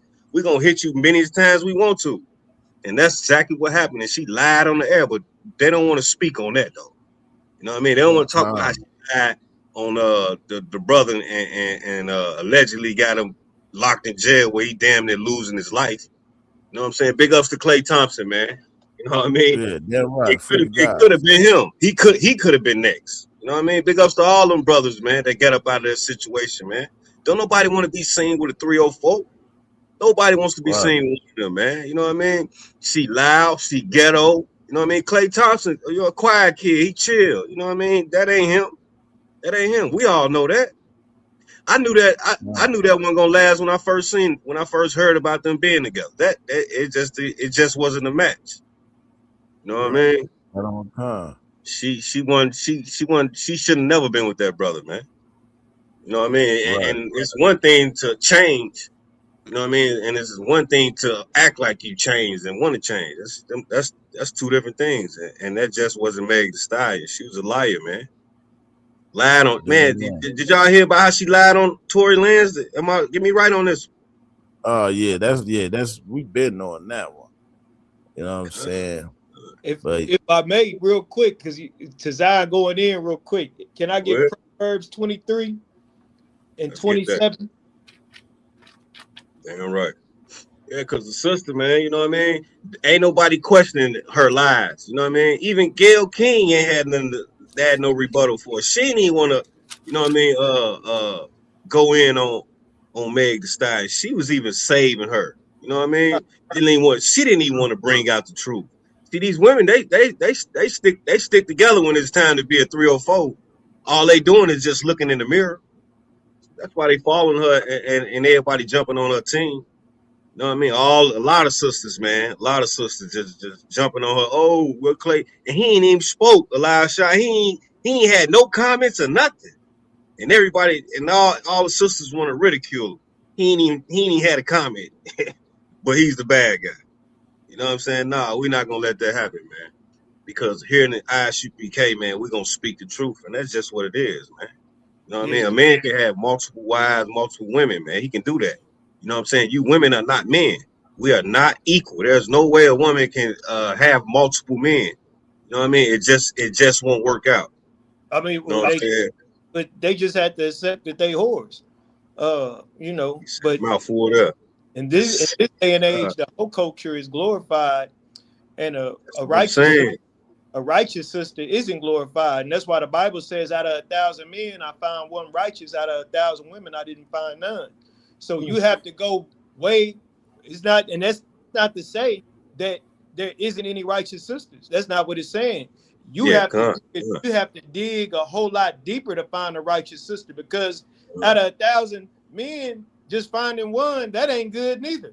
Right. Exactly. You just have to work a little harder to find the righteous sisters than you do the righteous a righteous brother. You get what I'm saying? That's it. What's that? Oh, Salaki, you got that out? Proverbs? Got out on Khan. It's 23. Proverbs chapter 23, verse 27. And 28, Salakia. Khan. For a whore is a deep ditch, and a strange woman is a narrow pit. Verse 28. She also lieth in wait as for a prey, and increaseth the transgressors among men. You see, this is the thing that a lot of brothers fail to realize when they pursuing women like Megan Thee Stallion, women like Cardi B, women like Sukiana, whatever her name is, and Sexy Red. You know how to get rid of 304s. You know how to get rid of whores. Stop sleeping with them. Stop pursuing them. Stop giving them the attention they admire, they looking for, that they crave. Right. Otherwise, you're gonna run into a deep pit. What did it say? Read it again, Oxalakia. I lost where I was at. That's it. Verse 27. For a whore is a deep ditch. A whore is a deep ditch. You understand? You know what that deep ditch represents? Fall down a goddamn deep ditch and see how hard it is to get out without any help. Ooh-wee. You fall in that ditch. The whore is a deep ditch. Ooh-wee. Trap. That is a snare. That's not good. But those are the type of women we pursue. We want to fall in a goddamn deep ditch. We want to be on child support for 18 years. You understand? You want to fight your brother because, you know, she gonna go sleep with every, she gonna go blow every ride that's in the street. Now you heartbroken, and you don't know if the baby is yours. You got to go to Maury and sit there and take a goddamn paternity test because a whore is a deep ditch. I seen niggas raise kids for 18 years and the goddamn baby wasn't his. 18 years, and on the 18th birthday found out it wasn't his. You know, straight up. That happens in real life. You get what I'm saying? Because a whore is a deep ditch and a strange woman is a narrow pit. Hey, Salaki, what scripture we on? Proverbs. I know it, but 23 okay, kind of what kind? And 27. That was the last one. I thought you had a couple more scripts. He read all three of them. 20. You can read 28 again, Baba Kashaf. Yeah. Proverbs chapter 23, verse 28. She also lieth in wait as for a prey. Ain't that what Cardi B said? She said she used to get niggas doped up. They fall asleep and she set them up and rob them. If that rumor is true, she said she needed $700,000 a month from from the basketball player for her upkeep. So they let you know what type of time they on when you dealing with them. But the box can't be that good, or is it? Or you just fool for 304, or you just fall for these tricks that's gonna have you in this deep ditch. In the pit. Or in that pit. That whopping.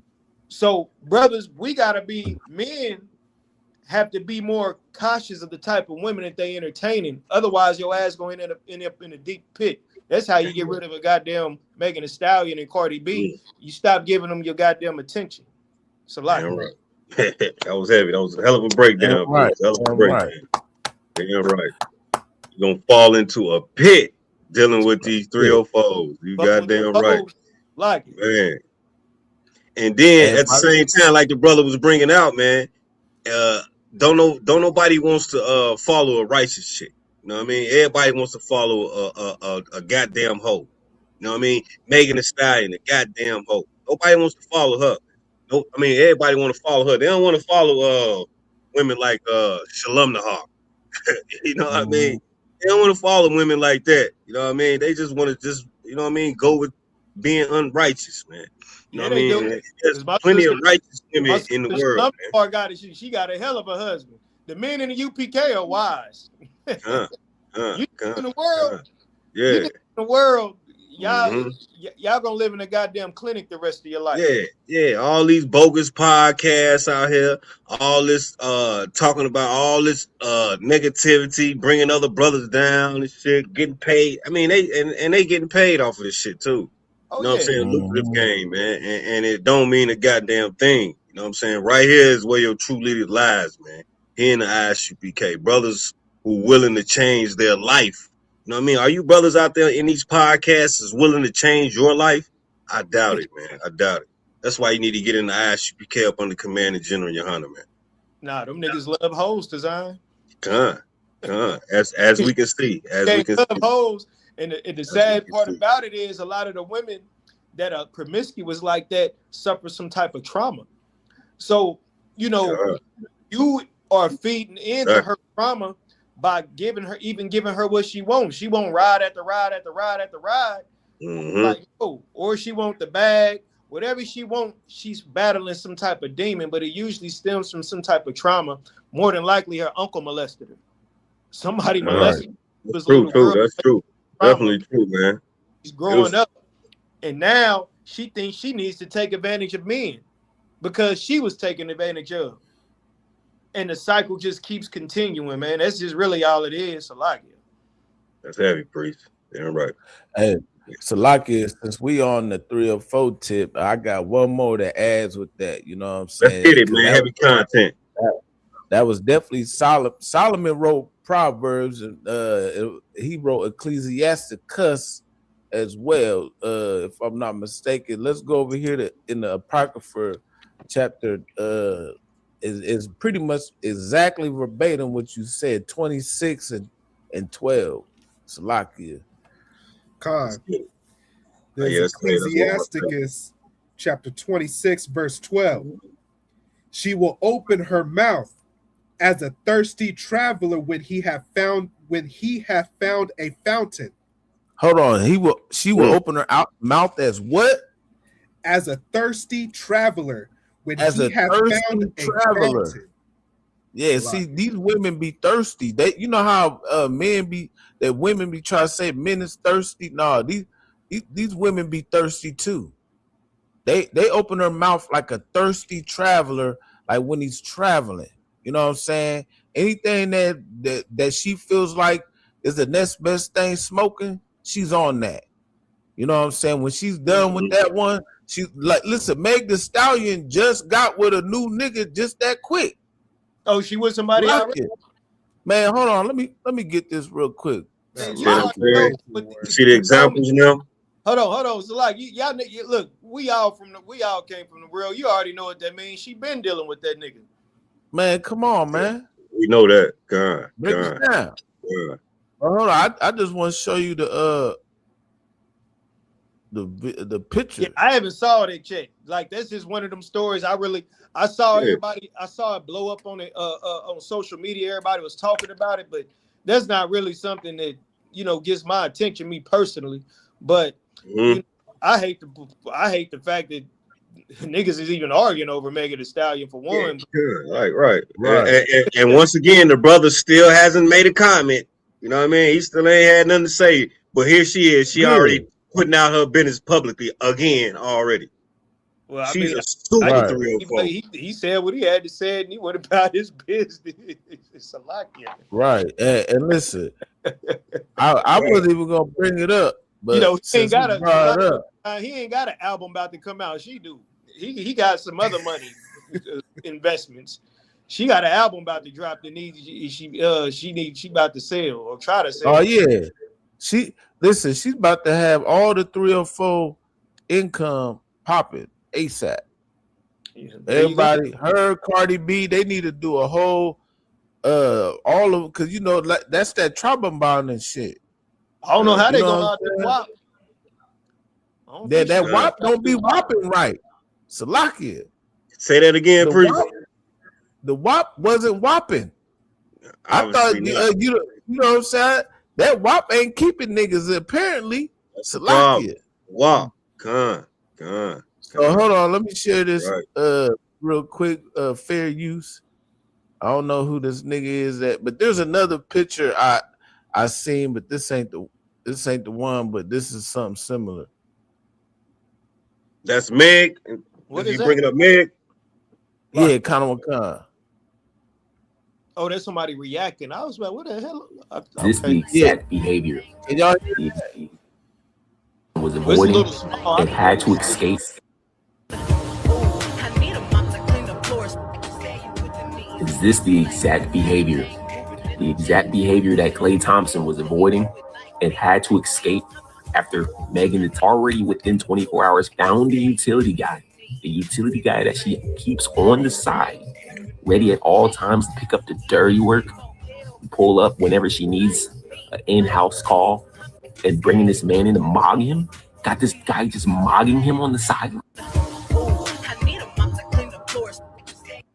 Look, so she went to the basketball game with the nigga at that. Good night. Hey, Salaki, we just read, like, brothers don't get any wiser. You can have all the money, you can have all the success, you can have all the fame. We just read a whore is a deep ditch.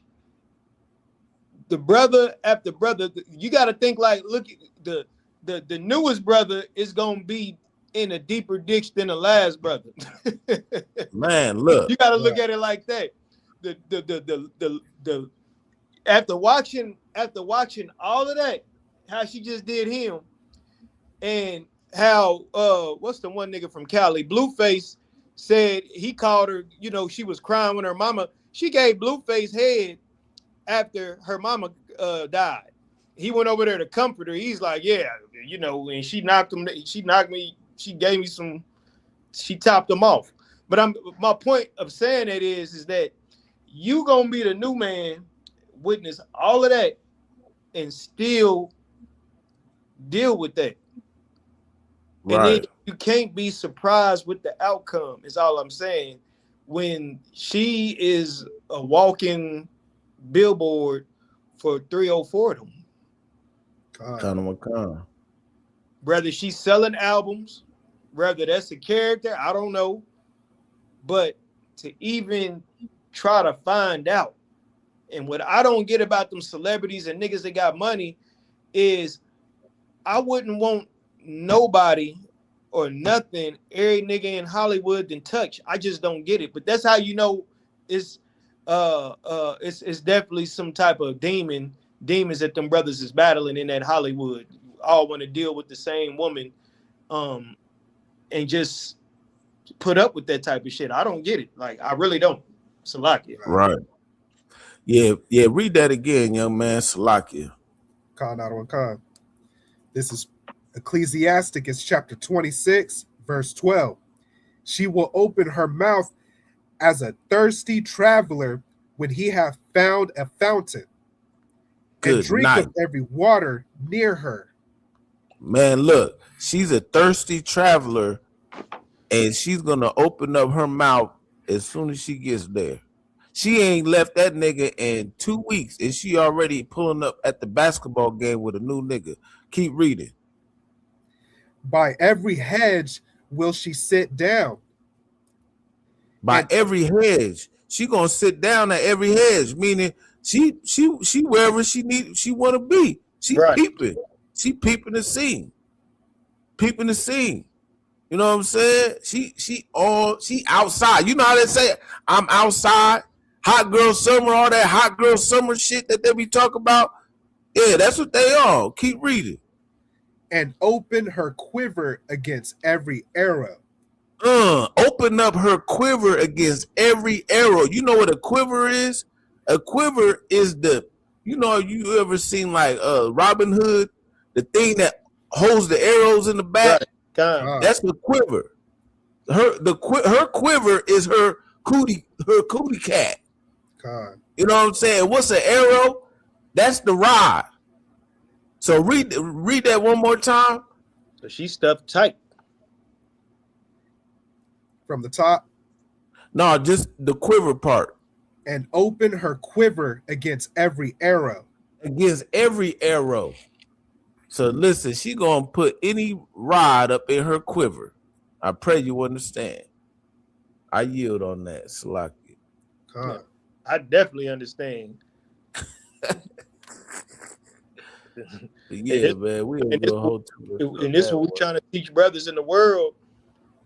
That look, you put your arrow in that, just know your arrows touching other arrows. Right. Good night. And if I could, and that's why, you know what I'm saying, when we come into this truth, sisters, I know if any sister hearing this now or later, you might think that why y'all bashing the black women? Whoop, whoop, whoop. No, see, we love our black women. But guess what? Some of y'all need correction. And when you become a woman up into this truth, you become a new woman. So even though you might have had a lot of arrows in your quiver back in the day, you know what I'm saying? Guess what? Be glad that the Lord died for your iniquities. You know what I mean? When a sister comes in here, if she truly repent, none of them arrows matter no more. You don't look at the exactly. Sister. She had she's a new woman. Damn right. She's a new woman. You get what I'm saying? So in the Christian, they don't give a damn in the world, no way. They don't care about none of that. You get what I'm saying? But they should, because you know it's a lot of plagues out there, Kukumba Bar. Right. Hey, listen, in the Christian church, they're gonna add more more arrows to the quiver. Oh, they don't give a damn. Pastor, he's gonna take your rib to counsel and put his arrow in her quiver when you ain't paying attention. You know what I mean? Straight up. Right. And that's why us in the UPK, or not just the scripture says, let's go over here if I could, Baba Kashal. We spend a lot of time on it, but it just, you know what I'm saying? Let's go over here to Leviticus chapter 19 and 29. See, like Elisha said earlier, you know what I'm saying, what Elisha was bringing out so heavy, you know what I'm saying? When we stop liking hoes, the hoes is going to stop being hoes. You know what I'm saying? Us as men of the Lord, or just men in general, we got to be able to stand for this shit. You know what I mean? Right. And we got to stop, we got to start scrutinizing all the simping ass niggas out here who do anything strange for a piece of change. These niggas is out here doing the bending over now. Matter of fact, I know you heard about let alone Glorilla Shebrew, but he didn't do nothing else. But so I don't know if you ever heard of a nigga named in the world he was a rapper. His name's Boston Richie. You know who he is? He a rapper? Yeah, Conor McCon. He's a rapper. He's from Florida, but they call him Boston Richie. He made that song called Help Me. Would you help me? You know what I mean? He had a couple hits, man, but now, good night. Long story short, he must have got into it with one of his little duck offs. You know what I mean? And she done exposed him pretty much the same exact way that Glorilla Shebrew was on.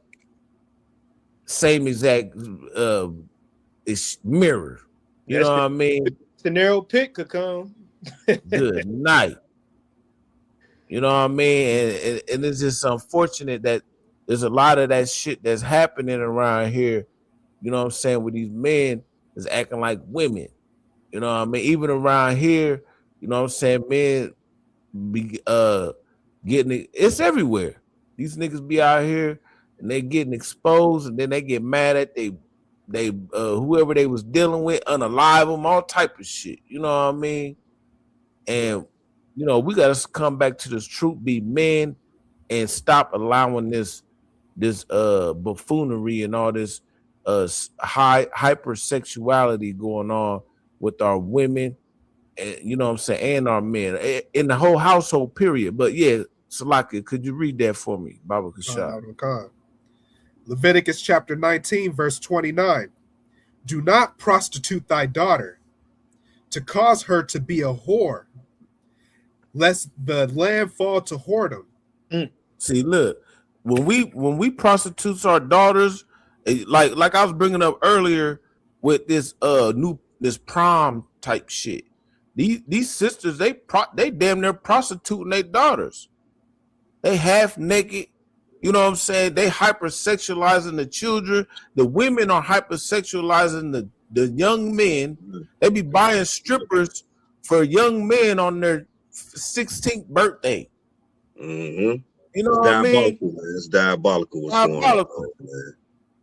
And then it just becomes a perpetual thing. Read that one more time. God. Leviticus chapter 19, verse 29. Do not prostitute thy daughter to cause her to be a whore, lest the land fall to whoredom, and the land become full of wickedness. And the land becomes full of wickedness. Right. You know what I'm saying? See, when we satisfy a lot of these women, you know, they say happy wife, happy life. But guess what? The wife out here prostituting their daughters, hypersexualizing them. But you know what it is, man? You real men of the Lord, shit, happy man, happy land. God damn it. We ain't gonna defile the land. Yeah. You know what I'm saying? We're gonna stand on this truth. That's we're what the gonna hell fight. we're We're gonna fight. We're gonna fight. You know what I mean?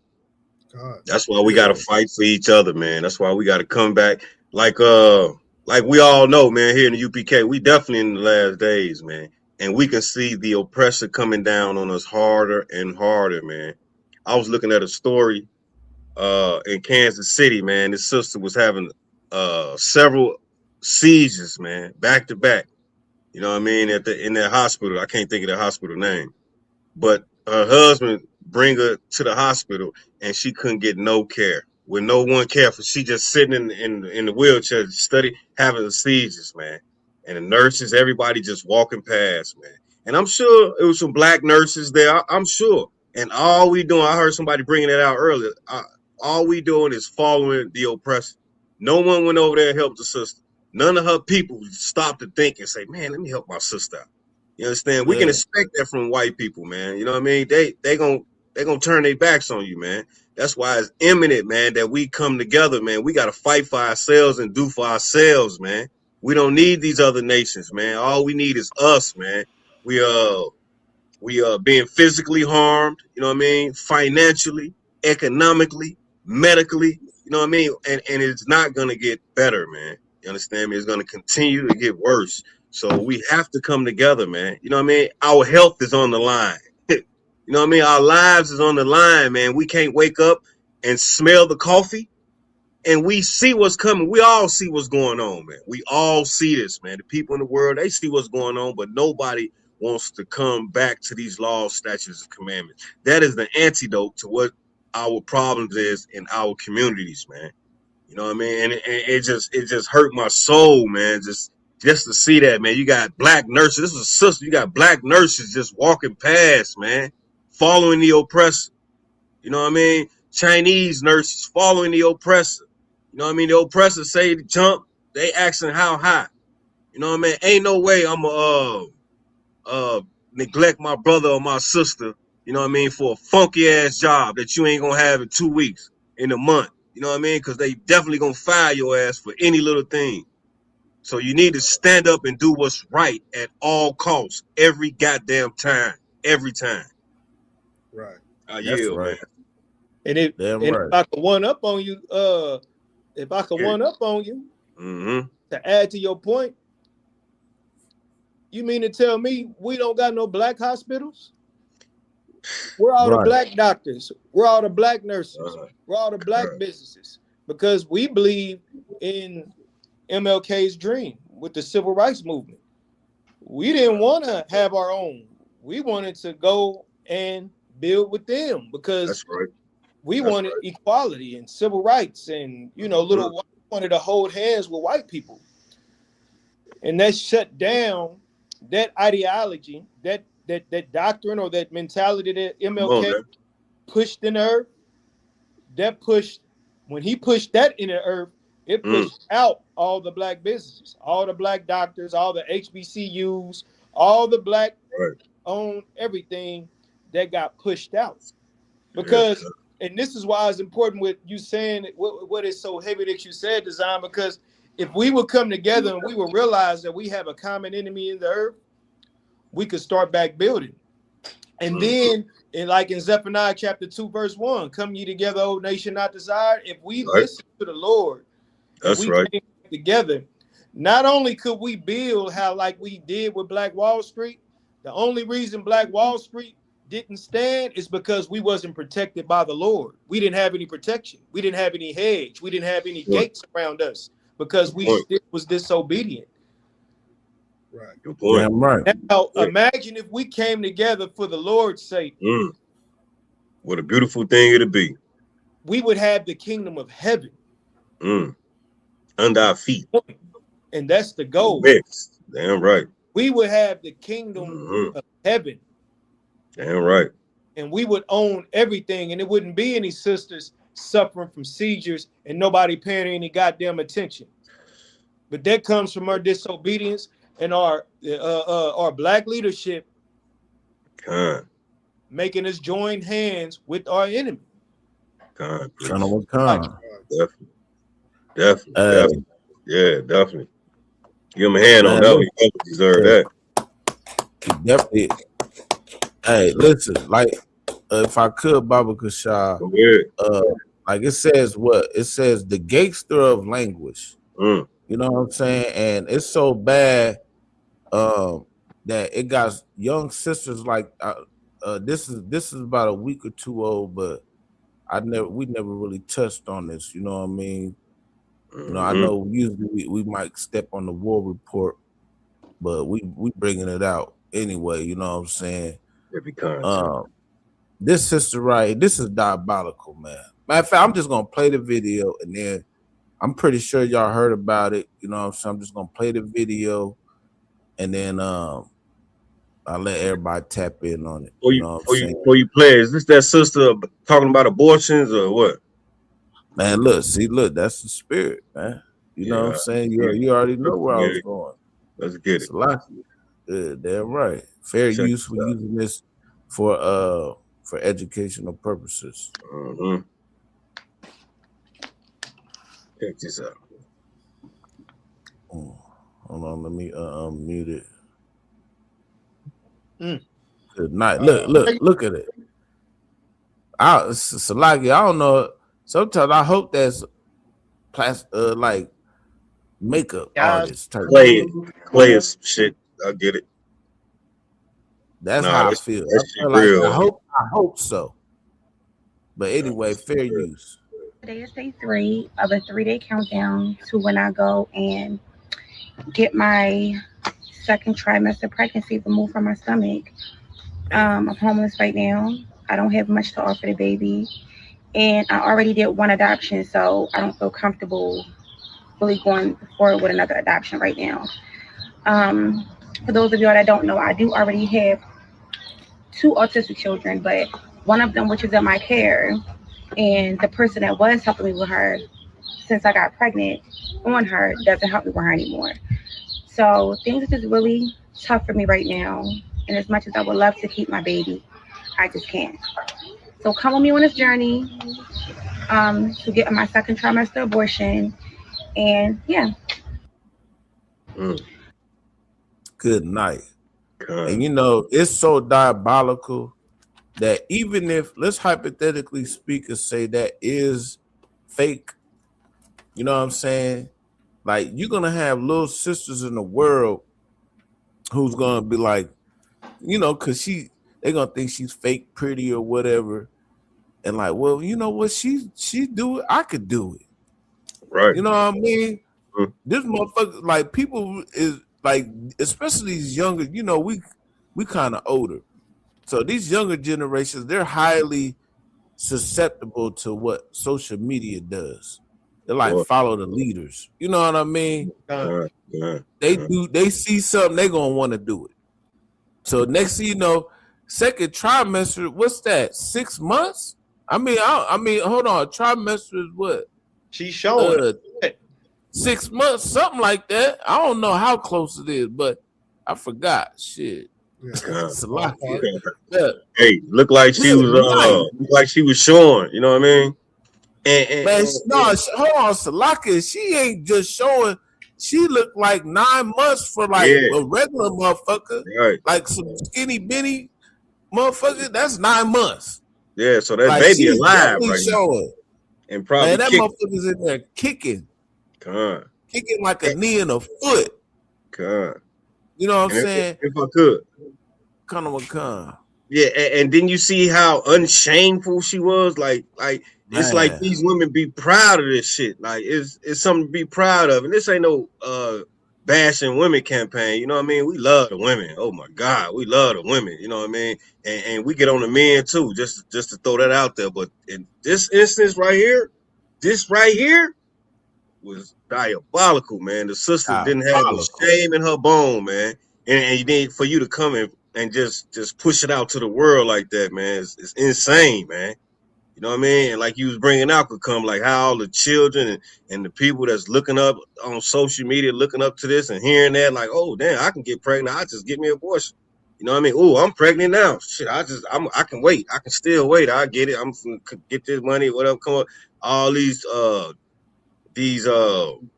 ways that's being taught to our young men and women. This social media shit, man.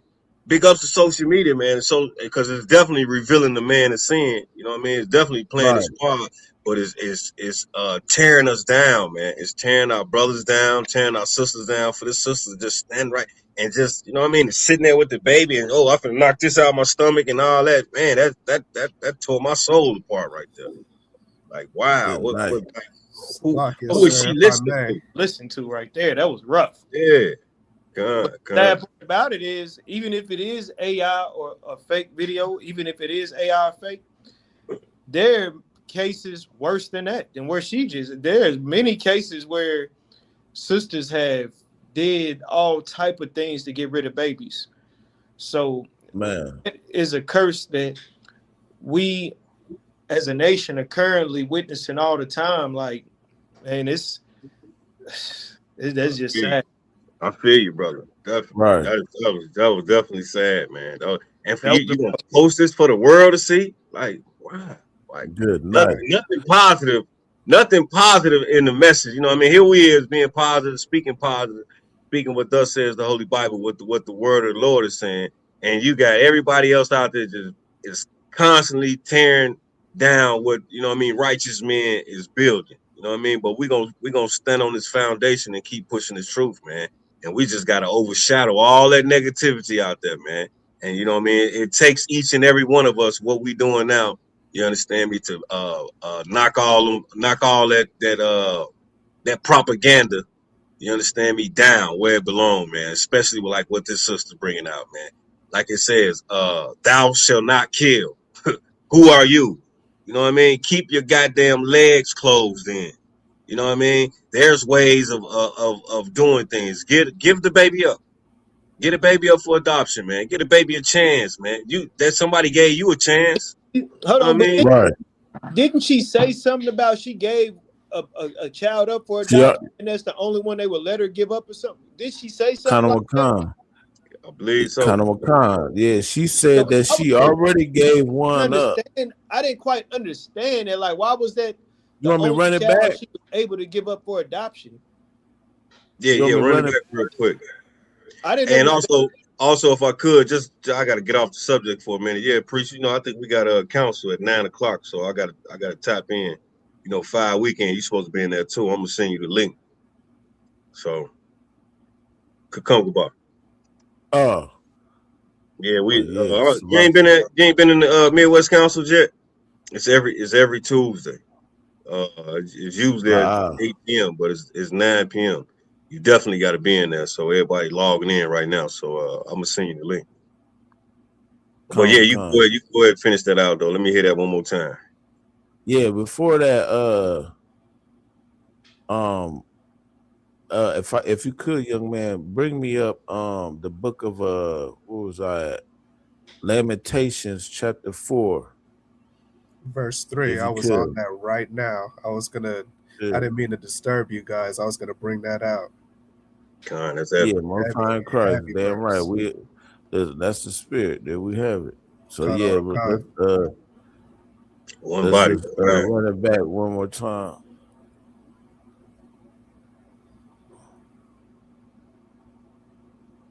It's lucky. Yeah, look at that. 3 of a 3-day countdown to when I go and get my second trimester pregnancy removed from my stomach. I'm homeless right now. I don't have much to offer the baby. And I already did one adoption, so I don't feel comfortable really going forward with another adoption right now. Okay. For those of y'all that don't know, I do already have 2 autistic children, but one of them, which is in my care, and the person that was helping me with her since I got pregnant on her doesn't help me with her anymore. So things are just really. Yeah, but you check what she said. She said one of them that does help me since I got pregnant on her. So it sounds like she's in the LBGT, like she got a girlfriend. You know what I mean? Because she said since I got pregnant on her, she doesn't help me with her, which is one of her other kids. Yeah, good. You know what I mean? So you was out here being in the LBGT life. Bam. Yeah. Well, you already had 2 other kids. You chose to go to the LBGT, got you probably a little butch. You're in class right now. I'll be up there in 1 second. You know what I mean? And then you went out, got you some rod, which was good, but then now you doubling down and you talking about you gonna get you a whatchamacallit in the second trimester. Good night. Good night. Listen, that's diabolical. Diabolical. Yeah, if you could, Baba Kasha, read that for me. Con. Lamentations chapter 4, verse 3. Even the sea monsters draw out the breast. They give suck to their young ones. The daughter of my people is become cruel, like the ostriches in the wilderness. Good night. See, even the sea monsters. What's a sea monster? A sea monster is a whale, a hippopotamus, a motherfucking alligator, right. A crocodile. You know what I mean? A dolphin, a great white shark. Even the sea monsters give suck to their youngins. Meaning, what does it mean to give suck? Meaning, at least they give birth and they nurture their young ones when it's time. You know what I mean? But what does it say? But my people, say it one more time. Con. The daughter of my people has become cruel, like the ostriches in the wilderness. That's what we've been talking. Our people become cruel like the ostriches, man. With the ostriches, they give birth, they let the baby crack the egg, and the little ostrich just runs around. I don't even know if they do got eggs, yeah. So they just run around. They don't give a damn about their kid. Hey, you survive on your own. That's pretty much what it is. Bro. You know what I mean? Own goddamn eggs. Right. Salaki, I yield. Diabolical, man. Diabolical. Yeah, they just sound like she said she gave one up already, and she didn't feel comfortable giving another one up. So it's either she can't face seeing that the child is still alive and she don't have it, or I take it as, she been through so much trauma that she knows what goes along in that system. Maybe she grew up in the system herself. Because a lot of times it's them systems, when them kids grow up in them foster homes and stuff, they get abused a lot of times. But you can tell that the sister has tons of demons on her and she's battling all type of demons. You know what I'm saying? And it's sad to see our sisters in such a, messed up in a messed up place, man. That's very unfortunate. It's sad. I feel sorry for that sister for real. Yeah, To tell you definitely. the truth. Yeah, that's sad, man. Look, she just gonna keep having children and destroying the children along with and destroying herself as well because of her ignorance and being in this world. Salakia. Yeah, if I could real quick, man. And then what these you know, you going in and getting these surgeries and all that, what these doctors not even letting us know, and from research we've been brought this research out that, you know, having abortions, man, is the main reason for a lot of our women having breast cancer. You know what I mean? A lot of women get breast cancer from that. And these young women just don't know. They think you can have an abortion and it is not going to affect your body in the long run and all that. Yeah, abortions is bad on your body, man. You know what I mean? You taking away from your body when you have an abortion. You killing, you tearing up your insides, man. You know what I mean? These doctors ain't perfect. They're not compassionate. Hey, Salaki, man, I'm preaching Officer Tazan, man, 1000, ISUPK, man. ISUPK, Omaha, Iowa, Chicago, Midwest. You understand me? Big ups to the priest that's on deck today. That's Big ups to the young man. You know what I mean? Everybody tune in to ISUPK, Iowa, Tuesday night heavy content. Wednesday, ISUPK, Iowa, ISUPK, Omaha classes on Wednesday. Tune into the Brotherhood class. You still rocking that Brotherhood class on Tuesday, right, priest? Oh yeah. Yeah. Make sure you tune in to ISUPK, Kansas City, man. We understand me. We just trying to raise these cities up, man. You understand me? As you can see, we running out of time, man. We need to come together and do for ourselves, man. Hey, that's my time, man. Yabashbraka thumb. Shalom, Yabashim. That's not correct. Yes, like I was gonna say. Yeah, damn right. Say well to Zion point, the sisters getting abortions. Hell, we don't care when we in the world. And I just want to say this before we leave: when we in the world, you don't know that the demon that you are, you know, the demons that possess you in this world, they want you dead. You hear what I'm saying? The wages of sin is death. The demon's job is to kill you, whether you understand that or not. That's the demon's job.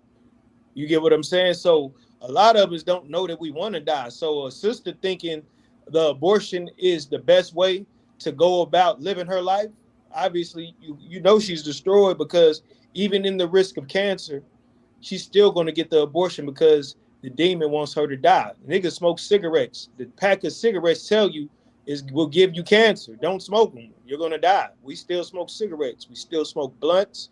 We still alcoholics. We still do everything that is going to kill us because the earth is given into the hand of the wicked, and it's the wicked's job to kill you with the demons that they practice because of the lust-filled desires that they present to us. Salakia, I yield. Kind of a con.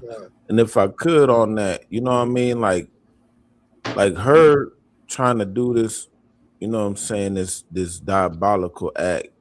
And I'm not gonna sit here and act like that it's only women who do it. Oh yeah. Because there's men who will, you know what I'm saying, who will convince a woman because this woman believes that she loves this man so greatly, and then he's like, well, baby, we ain't ready. He'll convince her up and down, you know what I mean, to do the same act, you know what I mean? And in one breath, they think they're getting rid of a plague or a burden, you know what I mean? Which is also what would be like a demon, you know what I'm saying? And then once you get rid of that one, if you could, Baba Kasha, give me Matthew chapter 12. You know what I'm saying? Because you think you're doing something, but in reality, you're making it worse. You know, you think you leave it. Like what she said, I ain't got no money. She was making up all these excuses, like all these different things that's overcoming her is like demons. You know what I'm saying? Like, oh, I ain't got money. Like, you know how niggas be like, man, that's the Passover demon. Niggas come up with all these excuses why they can't come to the Passover. You know what I'm saying? That's like a Passover demon. You know what I mean? So she comes up with all these reasons on why she can't have this baby. You know what I mean? So yeah, if you could read me that 12 and 43, Slakia. God. This is Matthew chapter 12, verse 43. When the unclean spirit is gone out of a man, he walketh through dry places. Right. So listen, this unclean spirit is gone out of that woman once she felt like she'd have completed the job, because she was a hitman at that point in time. You know what I mean? So she felt like job's done. I could live about my life. You know, I could go back to being hot girl summer, etc., etc. Or even the brother. If the brother convinced the sister to do it, she might, because there's some sisters that might not want her to do it, but she felt like she was so in love with this man. She was like, man, you know what? This is probably so I could keep that man. I'm going to do that to keep that man. You know what I mean? So keep reading. Seeking rest and findeth none. So that demon that done left is seeking rest, but it ain't finding nothing. You know what I mean? It's keep reading. Verse 44. Then he saith, I will return into my house from whence I came out. And when he is come, he findeth it is empty, swept, and garnished. Guess what? He's gonna come back. And guess what? You done thought you left that demon and let that shit, you was free spirited now, like everything, like you let the monkey off your shoulder. Hey, it's gonna come right back on you. You know what I'm saying? God. Like she said, she had 2 adopted children, this and that, whoop, whoop, whap. Listen, the demon's gonna come back. Guess what? How many times fold? Keep reading. Then goeth he and taketh with himself 7 other spirits more wicked than himself. Damn. So now it's gonna come back on 7-fold. You know what I'm saying? So you thought you was getting rid of one burden, that spirit's gonna come back 7 times fold. And that goes for the men and the women. You know what I'm saying? Because I don't want to think people we out here bashing women, because there's a lot of niggas who be trying to convince these women to do these things. You know what I'm saying? And because some of these women, they love their man so much, they're going to go ahead and do it. You know what I'm saying? Niggas is diabolical too. These niggas be out here be having like 20 abortions. You know what I mean? Like, go ahead. Nah, baby. Man, let's go to the shop. You know what I mean? Knowing damn well that shorty probably wanted it. You know what I mean? So I'm not even going to just put it on the man or the woman. It goes both ways. But you know what I'm saying? Shit, this is diabolical, man. She's in the second trimester. That big as a house. Good night. Hold on. Let me show that again. Like, that ain't not like typically when motherfucker do that, you can't even see that shit. Now, I hope it's plastic, I mean not plastic surgery, but what they call it? Like makeup. Like Drewski and shit. You know how Drewski do makeup artists. You know what I mean? But even if it ain't, there's young sisters out here that might believe that shit. And be like, you know what? I could do the same thing. Right. Diabolical, man. Even the beasts of the ocean, of the sea, get sucked to the children. You know what I mean? God. I yield. Slacky, I ran on a little bit too long on that one. Nah, that was heavy, huh? Yeah, the water. Nah, that was heavy. Yeah, I don't know if usually we tap into the war a little bit, you know what I'm saying, towards the end. If not, I don't know if y'all got anything else to want to tap into, you know what I mean? Or we could just close it out, you know what I'm saying? You know, this is heavy content, baby. It's heavy content. This is what we do. Damn right. Oh yeah. But, you know, of course, man, shit, in the Strait of Hormuz, it's going down. what did Donald Trump? He, you know, it was supposed to be a so-called ceasefire, and Donald Trump, he came up with what's called Project Freedom. Right. Project Freedom. You know what I'm saying? Let's get what it exactly really is. Project Salakia Freedom. I thought I added up, but I didn't. So Project Freedom was supposed to be where he would pretty much pull up all the tank, I mean not the tankers, but like the what you call them, the military ships, and guide them out of in the Strait of Hormuz, because Iran, you know what I mean, they like shit. Can't nobody go through here.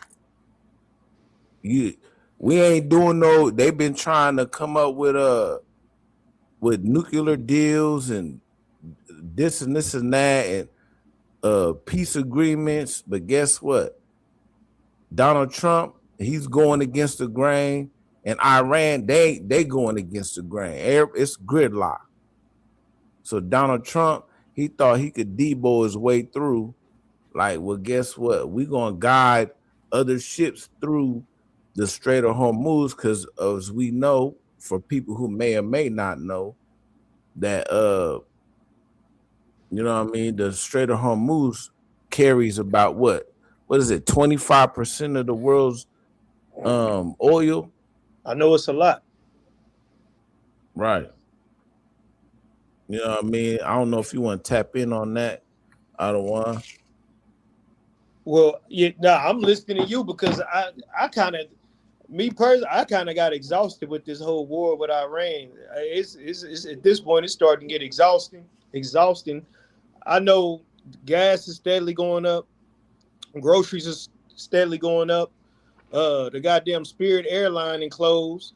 Oh yeah, I forgot about that one. Hell, that quick. This ain't the end. We know it's, of course, it's wars and rumors of wars.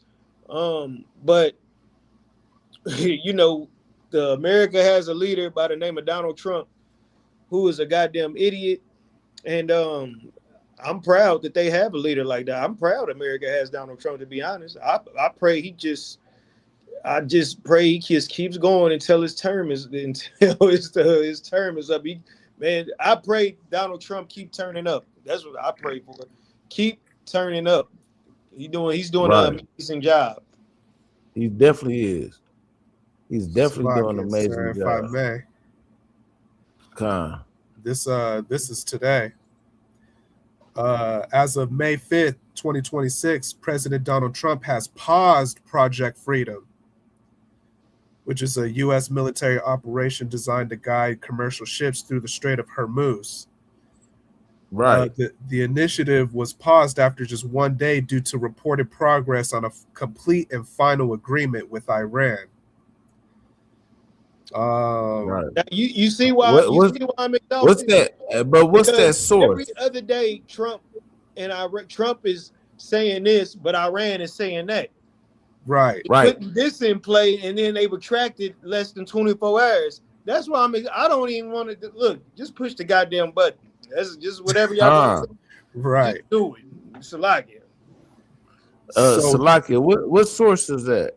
So I will say this, as far as the pause, on Tuesday, May 5th, 2026, Trump announced on Truth Social that the operation would stop for a short period to see if a deal could be finalized, obviously with Iran.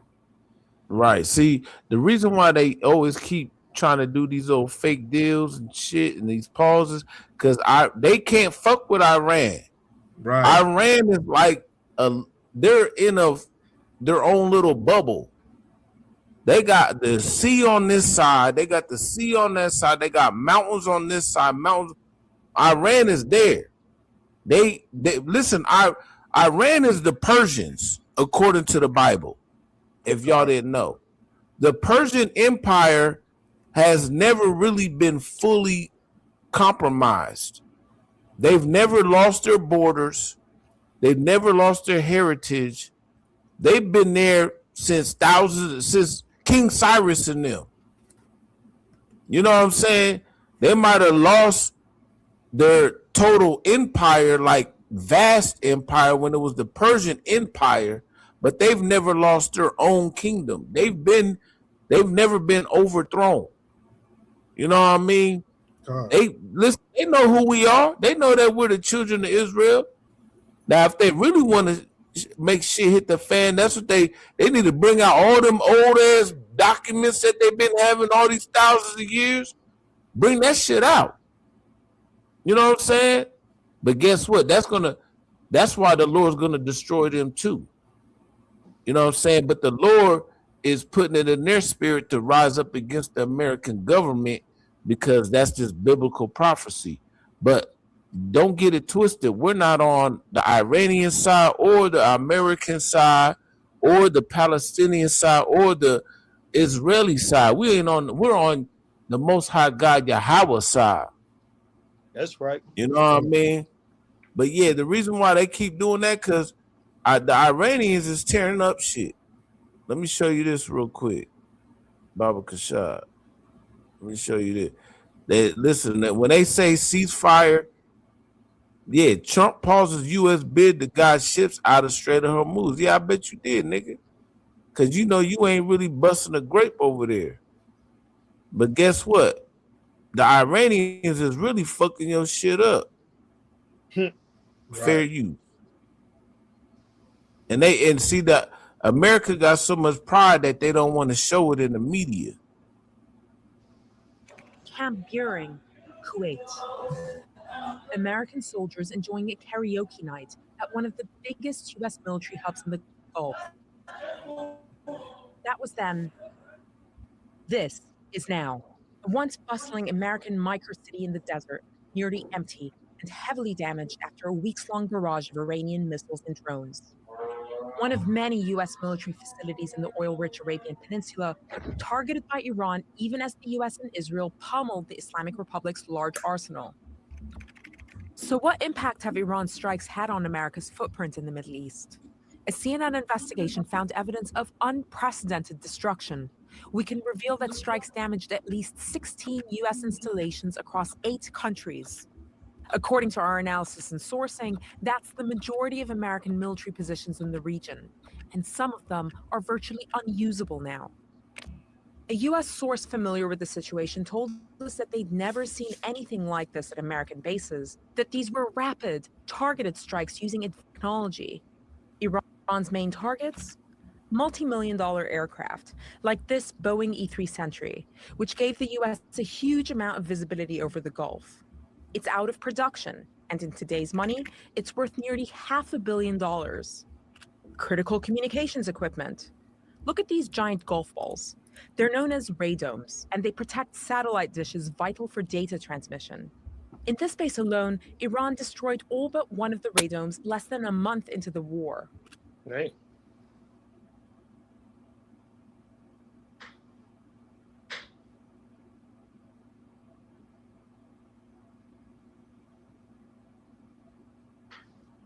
Salaki, so we can't hear you. Salaki, I was on mute. Yeah.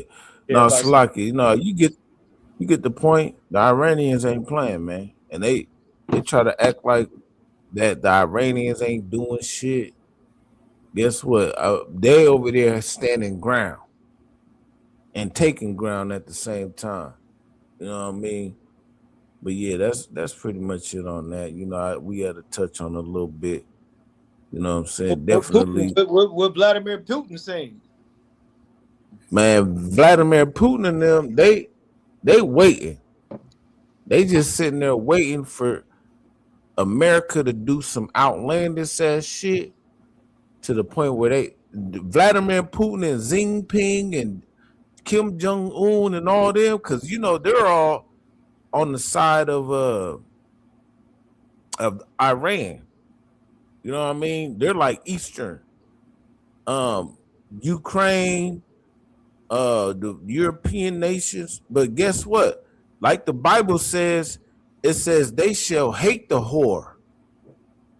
everybody's going to turn against America because Donald Trump, it don't matter really who's going to be in office because America just shits on everybody's doorstep. They shall hate the whore and burn her with fire. Everybody's going to come against America at the end of the day.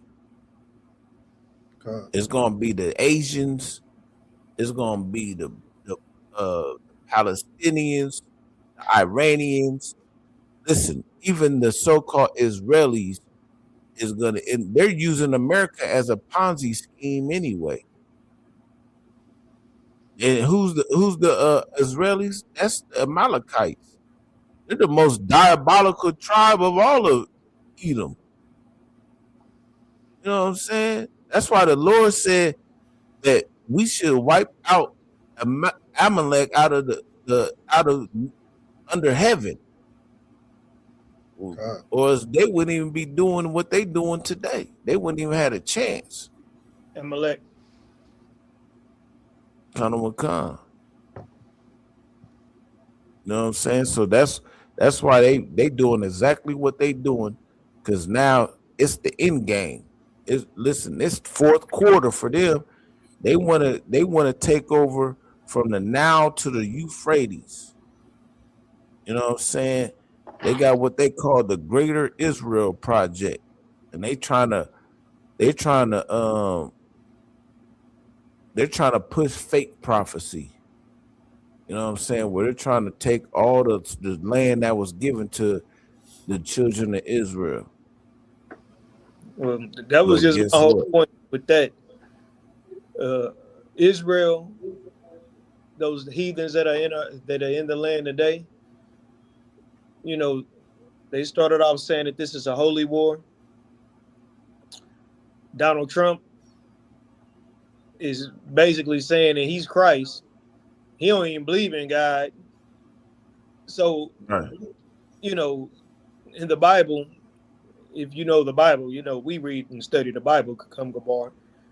The Israelites all never aligned with another nation to fight a war.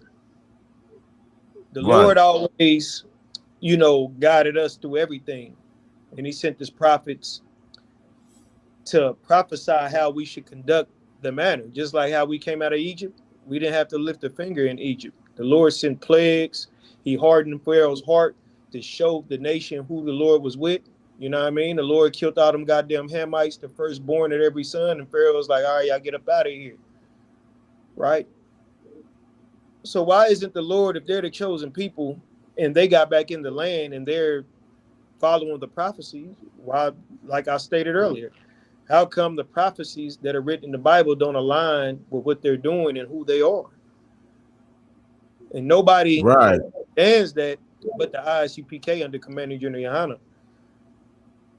How the hell you gonna be the chosen people of God, a holy people? Holy is to be separate, but you're gonna attach yourself to some sexual deviant in the Epstein files like Donald Trump.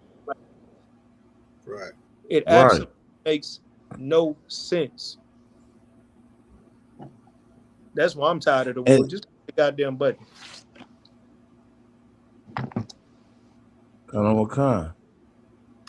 And if I could, just, I don't know if we want to close on this.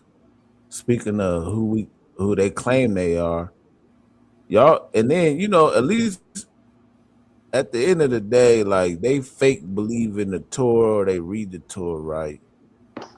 Allegedly. But guess what? You're gonna be in the Middle East this year, right? And you're gonna have the largest pride festival in the whole entire planet. What do you think is gonna happen? You know what it said. You're gonna get burnt with fire like Sodom and Gomorrah. And that's just like, that's gonna be America and is the land of Israel. Is the Israelis, Edom, Amalek. You know what I mean? If we could, like it. Maybe get one more precept, we could get up out of here. I know it's getting late. Well, it, you know what I mean? Let me get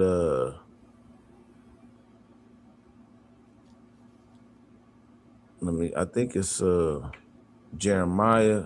Matter of fact,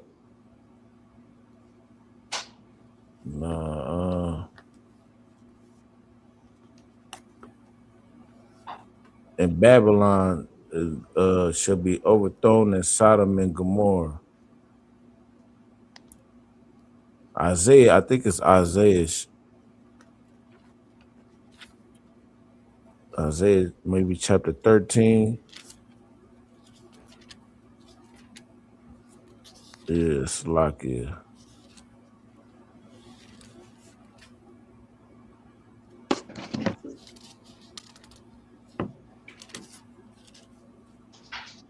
Hold on, let me look it up.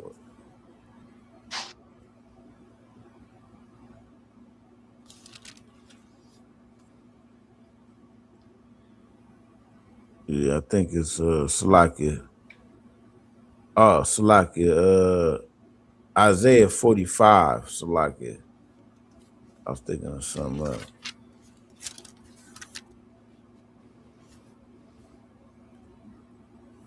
But yeah, look, yeah, see Trump, yeah, you want to be Trump 2028. I know. See, and this is where the problem lies. And that's why, although hand join in hand, the wicked won't be unpunished. You know what I mean? Hold on, Salakia, 'cause I want Trump 2020. I won't let you, yeah. Yeah. I want Trump 2028 too. Look, you know I'm what? pro-Trump. I'm letting y'all know right now. I am pro-Trump. Get that oppressor back in office. He's doing an amazing job making America great again. Amazing. Yeah. He got airlines are closing. Gas is high. Groceries is high. He's doing an amazing job. He got the ICE agents. Yeah. Trump 2028. Yeah. What'd he say? Yeah. Yeah. Yeah. Like, hey, look, hey, Salakia, he was happy for you to hear that, but see, he don't know the context of how we say. Because listen, I'm with you, Adwan, but he thinks Trump's the Prince of Peace.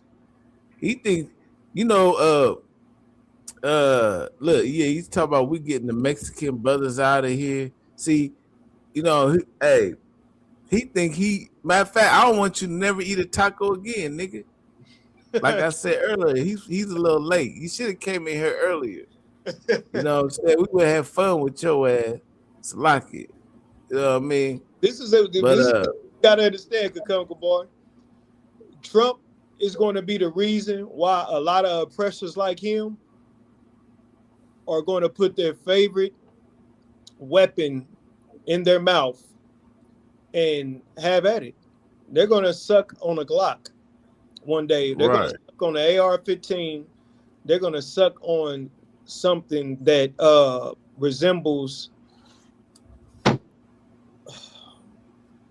I'm trying to keep it clean, but a lot of oppressors, because of Donald Trump, after his aftermath, they're going to unalive themselves. Listen, hold on. So I got one better. Hold that for me, young man. Go ahead. I got one better. They already, while they're oppressing, they're so stressed out, they can't even help it. Listen, they got to go and suck on the glass rod.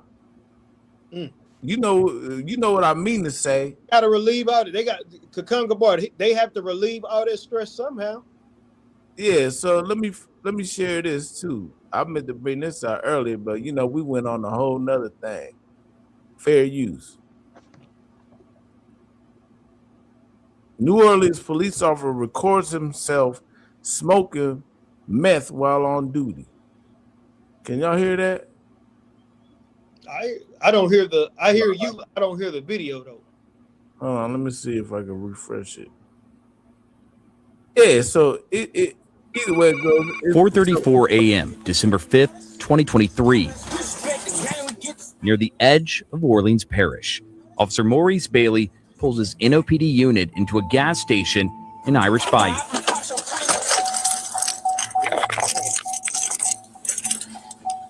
Bailey grabs his radio, heads inside, and asks for just one thing. I could just get one of these lighters, right? What is it? What are these lighters, right? That one or this one? I'm a fan. Was it you telling me? No, not really. I got on boots. Reaching over the plastic divider, he grabs an item and hands it to the clerk. You can see a green torch lighter momentarily before Bailey's arm covers his body-worn camera throughout the rest of the purchase. 657. In the next 4 minutes, Bailey moves his unit to the edge of the property facing toward Highway 11 and then pulls out a plastic bag that appears to contain a white substance.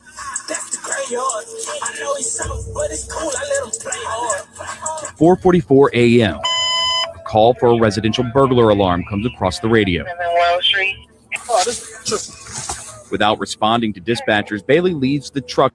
Salaki, anyway, for time's sake, we know what's going on. You know what I'm saying? This is who's supposed to allegedly protect and serve you. He on duty listening to NBA Youngboy. And he allegedly hates niggas, right? He locked you up for the bag and then goes to the liquor store, grabs him a little one-hitter, and goes and loads up and sitting in the parking lot and gets lit. Good night. This is America in a nutshell, ladies and gentlemen. Well, this is Donald Trump. Listen, Joe Biden's son is in the White House smoking crack. So Donald Trump's kids is meth heads too. Donald Trump is a PDF file. And this is what you want to do? Yeah. I pray you understand. Yeah, we know that Chud the Builder. He's going to get unalive in about 2 weeks. Watch it be on the news. Yeah, Salaki, you was holding something for me? Isaiah, you said chapter 45. What verse?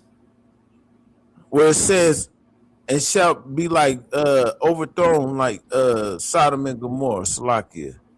Let me see. I think it's like 12, maybe. If you guys, you want to say something on that, Elisha? Oh yeah, Trump 2028 for what's his name? Mr. Concerned Citizen. Mr. Concerned Citizen. Look, he's not that much of a concerned citizen, Kakum Kabar. You want to know why? How I know he's not a concerned citizen? Because Donald Trump's in the Epstein files. So listen, the Lord has to come back and judge this earth. And what better president to cast judgment on than Donald Trump? He's doing an amazing job. You understand? He's doing an amazing job sending, harassing innocent Mexican people, all because he's a racist bastard.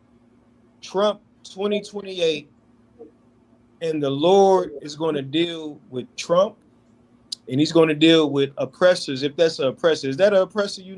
He's going to deal with the ideology. He's going to deal with that thought that whoever that is has. Well,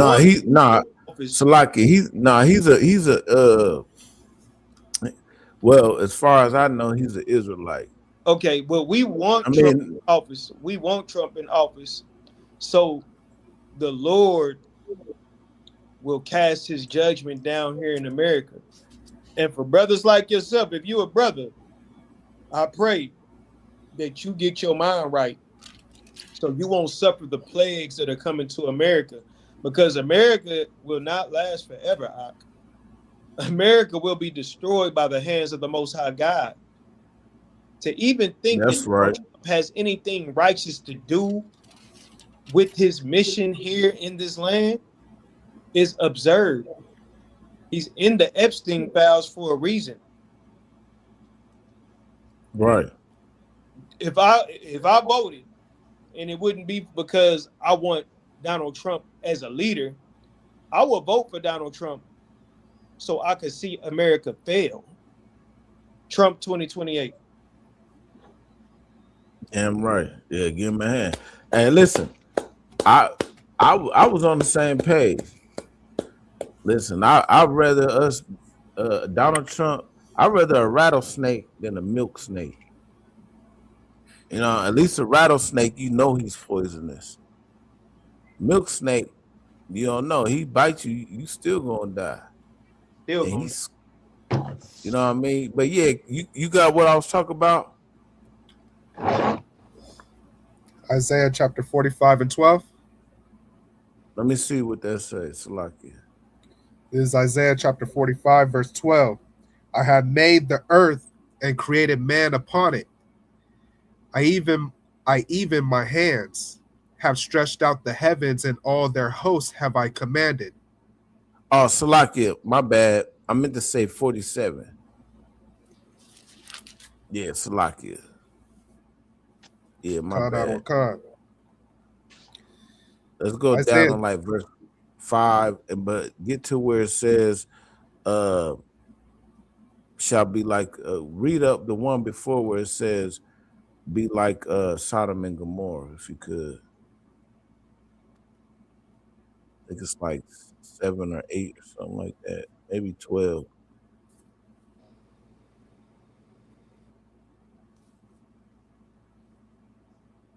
Let me see.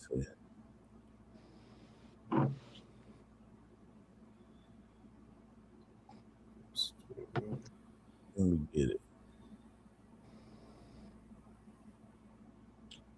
You see what I'm talking about? The daughter of the Chaldees excellency. God. This is Isaiah chapter 47, verse 5. Sit thou silent and get thee into darkness, O daughter of the Chaldeans, for thou shalt no more be called the Lady of Kingdoms.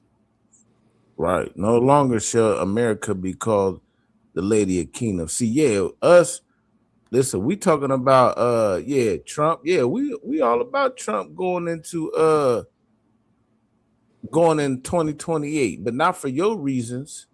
See, you want America to stand forever. You know why you want to be in America forever? Is because so you can stay getting high. So you can stay eating pork, shrimp, crab, and lobster. So you can always do a 4th of July and fuck with hoes. We already went through the whole chapter about an hour ago. You know what I mean? So you can keep playing Fortnite all night. That you want to play the game. You can't wait to augmented reality. See, listen, this is reality. We trying to get up out of it. We trying to get into the new kingdom, a new heaven and a new earth, drinking new wine. You understand? Keep reading. Verse 6. I was wroth with my people. I have polluted mine inheritance and given them into thine hand. Thou didst shew them no mercy. Yeah, you showed us no, just like how we was talking about earlier when we said that what was we at? Where it said that Edom, thou had a perpetual hatred. You understand? You showed us no mercy. See, the Bible has a river, and this thing is it keeps going over and over again. It's precept upon precept. You showed us no mercy. Keep reading. Upon the ancient hast thou very heavily laid thy yoke. See, listen, even on the old man, the old women, you didn't give a damn. You know what I mean? And guess what? You old coon ass niggas out here, you don't give a damn about the ancient of days either. You probably see an old lady, you rather go help an old white lady than you help an old Negro lady. Because you know what? You probably hated your own grandma. Because your grandma probably beat your ass because she knew you wasn't right from the jump. You know what I mean? Salakia. Keep reading. Right. Verse 7. And thou sayest, I shall be a lady forever. See, America, they want to be a lady forever. America think they're gonna last forever, and you think America's gonna last forever. Nah, America ain't gonna last forever. That's for all all of y'all in the goddamn in the metaverse. You want to be in the metaverse forever.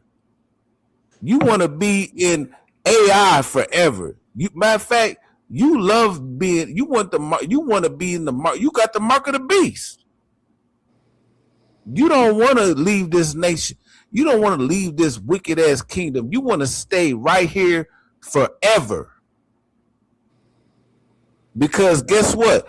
If all this was gone for you, who would you be? You'd be nothing. But what does it say? Salakia, give me right if I'm wrong. For those what destruction to those who try to save their life to gain their life. Salakia, if you could, you know what, if I'm trying to paraphrase. Just say it one more time. No, I was asking you. You said say that again. You said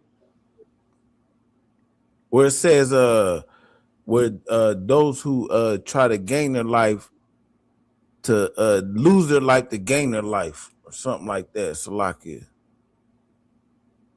You know which one I'm talking about? You talking about Matthew? I don't know if this is the one you want. Matthew 10:39. He that findeth his life shall lose it, and he that loseth his life for my sake shall find it. Damn right. Yeah, damn right. That was just like that. Listen, if you find your life in the Most High God, you're going to lose your life in this world. Or the other one where it says is that you should lose your life trying to gain the whole world or something like that. Salakia. Hold on. But if you could, young man, keep reading on that where it says Sodom and Gomorrah. There's a part where it says it shall be overthrown. We're going to get straight to the chase. I'm going to read this, John 12:25. He that loveth his life shall lose it, and he that hateth his life in this world shall keep it unto eternal life. So like it shall keep it unto life eternal. I said it backwards. Damn right. I don't know if that was it, but right, yeah, no, that's definitely one of them. You know what I'm saying? It's listen, you love this life in this world, you're gonna lose it. You know what I mean? What profited? Yeah, that's what it's. What profited him to gain his, gain the world? You know what I'm saying? You want to be all up, you want to do it for the gram. You want to do it for this. You want to do it for that. You know what I'm saying? What profited a man if you gain the whole world? That's Mark. Matter of fact, yeah, Mark chapter 8. Salakia. That's what I was thinking of. You know what I'm saying? Listen, we doing this shit for the Most High God. And we like you said, we lay our life down on the line for this shit. You know what I'm saying? We ain't doing this shit for America. You want to see America be forever. You want America to be forever a king, forever a lady. You know what I'm saying? Is that Sodom and Gomorrah in there? Salakia, young man, is that up in there somewhere? Or am I got the wrong one? I don't see it. It's Salakia. I'm gonna have to take off. Yeah, no sweat, man. Yeah, hey, listen, I think this is the longest one we ever had. You know what I mean? This is the longest one you and Ye Khan. We doing it big tonight, man. Shout out to Priest and Officer Elias Shah. You know what I'm saying? Give him a hand. Shout out to you, the Damn right. It's always a pleasure. I love coming together doing these. You know what I'm saying? We can do them more often, but I love coming together doing these joint classes. Yeah. Because, you know, of course it builds brotherhood. And it also just shows that, you know, I feel like it shows a different side of what people think the norm in the ISUPK is. You know what I mean? I feel like a lot of times they just think niggas is robots and stuck on one thing, and we're not. You know what I mean? We work together. We love each other. You know, these my niggas, man. You know what I mean? So we gonna keep it pushing that way. And shout out to the young man F. What was it? Finest? Okay. All right. Look, I remember that time. I gotta thank the Lord for that, because I normally don't. It take me sometimes it take me some weeks to remember a name.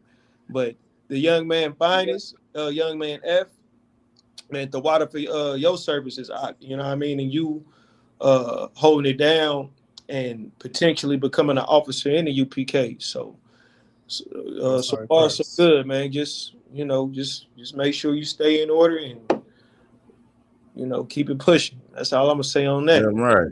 But I gotta get out of here. Shalom, Yabba Shemesh Rakatham. Hey, Shukatah. Most High Christ. Damn right.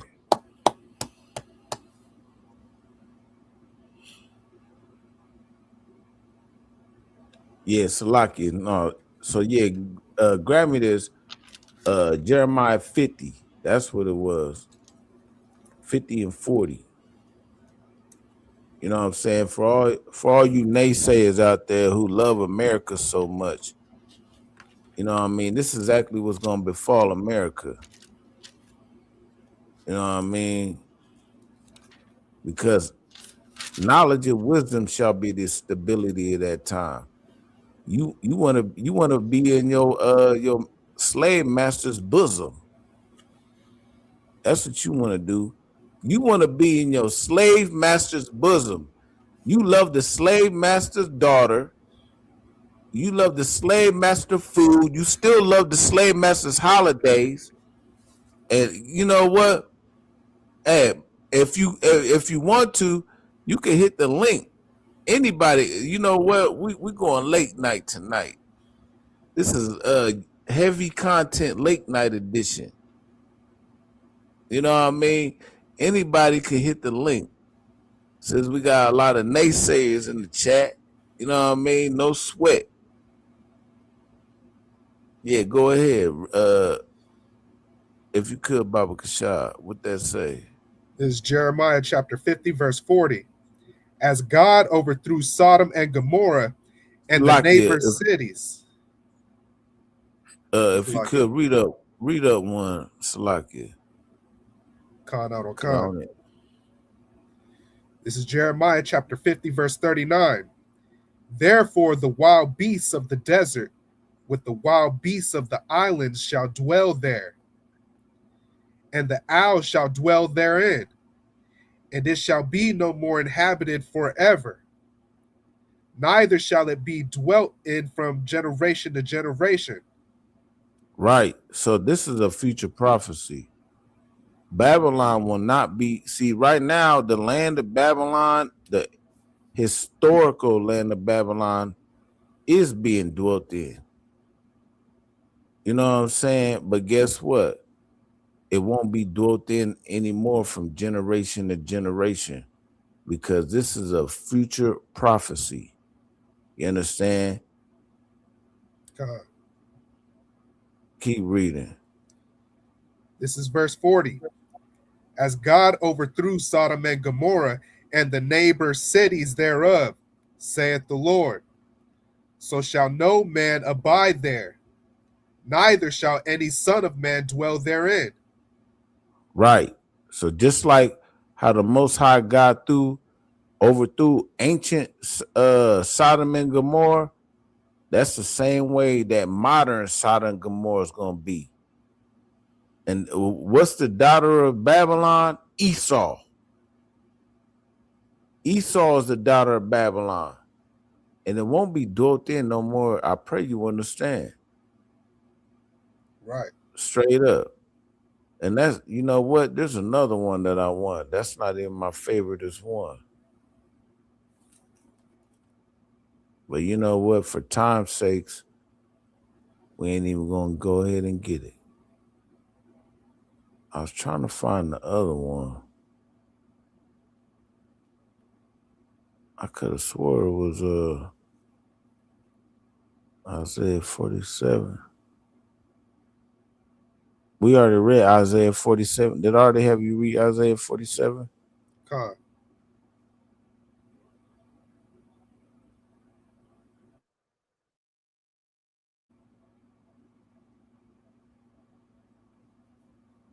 Man, that's crazy.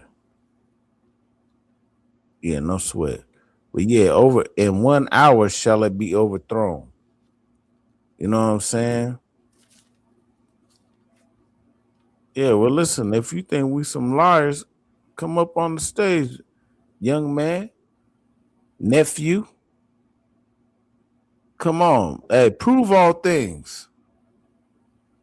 You know what I'm saying? Don't be a Twitter king, a Twitter typer. Get up on the stage. You know what I mean? Just because I know you love Babylon so much. We know you love Babylon, but guess what? The Lord's gonna overthrow Babylon. He's sending plagues out here. Matter of fact, here's another one for America, you know, for Iowa. You know what I mean? So he sends plagues and pestilences. You know what I mean? Matter of fact, get that, hold that, get that. I remember I had you hold Matthew 24 earlier. God. Yeah. Where it says wars and rumors of wars. Salakia.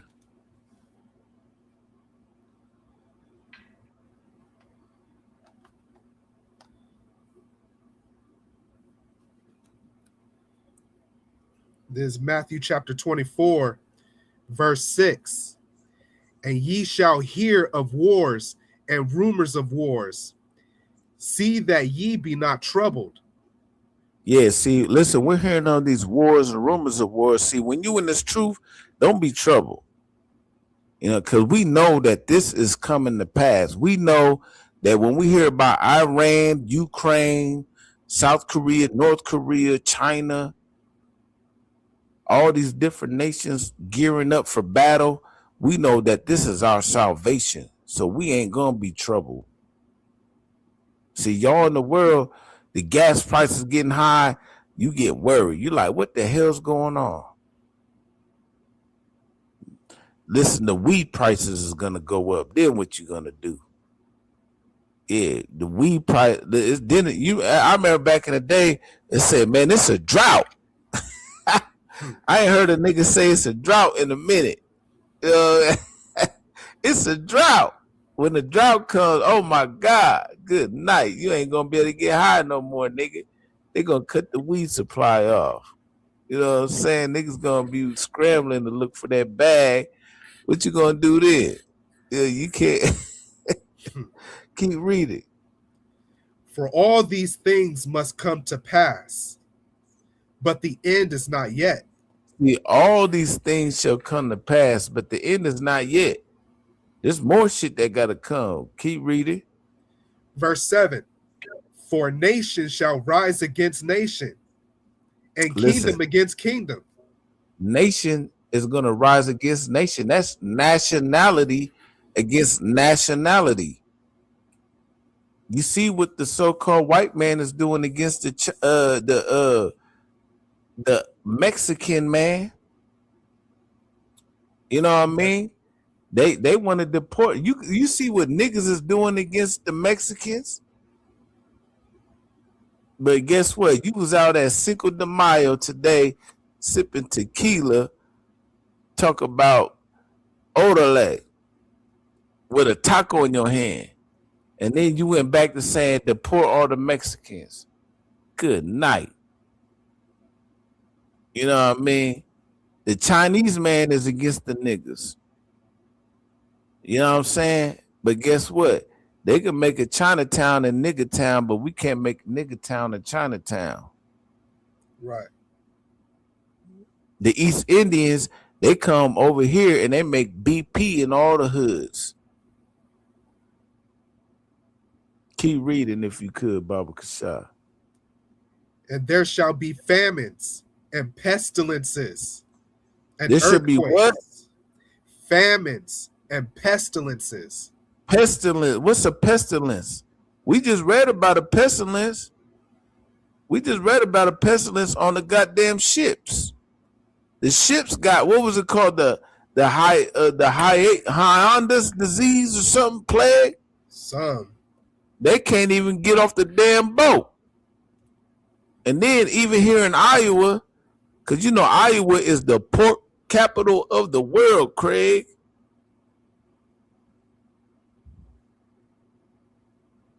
Hold on. Iowa is the pork capital of the world.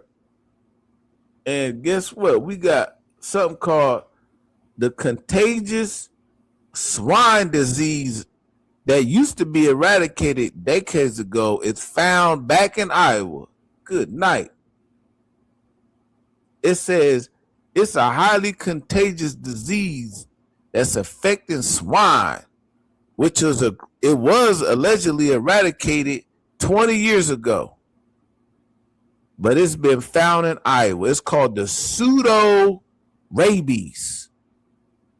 Primarily affects swine, particularly breeding sows and piglets. According to the USDA, in adult pigs, the disease can cause abortions and stillbirths. Good night. Wasn't we just talking about a whole woman who wanted to get rid of a baby at the second trimester? Man, you can't make this shit up. But you want to keep eating that swine. You're going to have a stillbirth and an abortion without getting it. You eat that swine, you just going to get a whole abortion. God. Matter of fact, yeah, you want to get rid of your baby, just go have an abortion. Eat pork. Eat some of that affected swine. You know what I mean? Let's keep reading. And earthquakes in diverse places. Earthquakes in diverse places. What? There was just in a major eruption. Let me get it. I thought I had it up. Where the people was on the side of the, and I don't even know why the hell these people just did this. What was it at? I had it. These people was on the side of the goddamn volcano. You know what I'm saying? And on some sightseeing shit, and the damn thing erupt while they was on the side of the goddamn volcano. Wow. And they running for their goddamn lives. Yeah, I think this is it. This might not be the exact running, but it might as well. This is the footage of the same mountain, pretty much. Yeah, here we go. May 2nd. You know what I mean? Merapi Dome collapse sends lava surging into Cross River system. This is in Indonesia. This ain't even the one I want though. It was another one.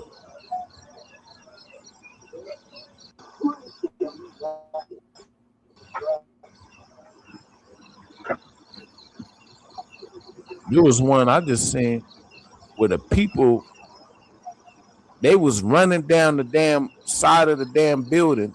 I mean, volcano, running for their life. You know what I'm talking about? It was the same place? No, I don't think it's in the same place, but it just happened not too long ago. But for time's sakes, We ain't even gonna get that. Yeah, listen. Sooner or later, you gonna be called illegal. The same person that you be praising, he gonna call you an illegal next. Because guess what? They got rid of birthright citizenship. So are you gonna praise Trump when he calls you an illegal? Let me ask you a question. Are you gonna praise Trump when he starts calling all Negroes illegal? And say that we gotta, because niggas believe that they African, right? Are you gonna go back? Are you gonna go back to Africa when they're gonna deport your ass? Are you gonna? Is that what you gonna do? You gonna believe in Trump then? You know what I mean? Or you gonna stand with your 12 tribe brothers and sisters and let them know we been in this motherfucker? You know what I mean? But yeah, keep reading Matthews if you could, Baba Kashar. God. This is verse 8. All these are the beginning of sorrows. Verse 9.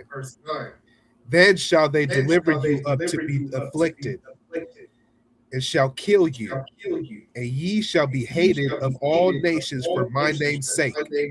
Right. See, we're hated above all nations. What's nations? Nationalities. For the Most High God's name's sake. Because we stand bold. We stand bold saying that we're the children of Israel. We're the Most High God's people. And guess what? God hates all nations except for the children of Israel. You understand? And they can't stand that. Guess what? They call us a hate group. Now we're a hate group.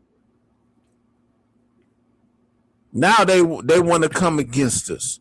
They done made up dossiers against us. They done created the Southern Poverty Law Center. Listen, the FBI was created behind black folks. J. Edgar Hoover. He created the FBI behind black folks. COINTELPRO was created behind black folks. You understand? The tribe of Judah, to be exact. And guess what? You still want to kiss the white man's ass. You ought to be ashamed of your goddamn self. Right. You should be ashamed of yourself. And you know what? And if you want to complain about it, go over there, pick up an AR-15 and go fight for your white man kingdom. That's what you should do. Go pick up a motherfucking gun and enlist. Boot up or shut up. Either pick a side. Either you're going to be on this side or that side. You either going to be hot or cold because the Lord don't want you like lukewarm because then he'll spew you out. You know what I'm saying? Right. But man, guess what? Hey, we've been going on and on, man. Listen, I think this might have been a record. We've been on for what? Going on 3 hours. You know what I'm saying? Most High in Christ. Hey, clap it up for all the men of the Lord.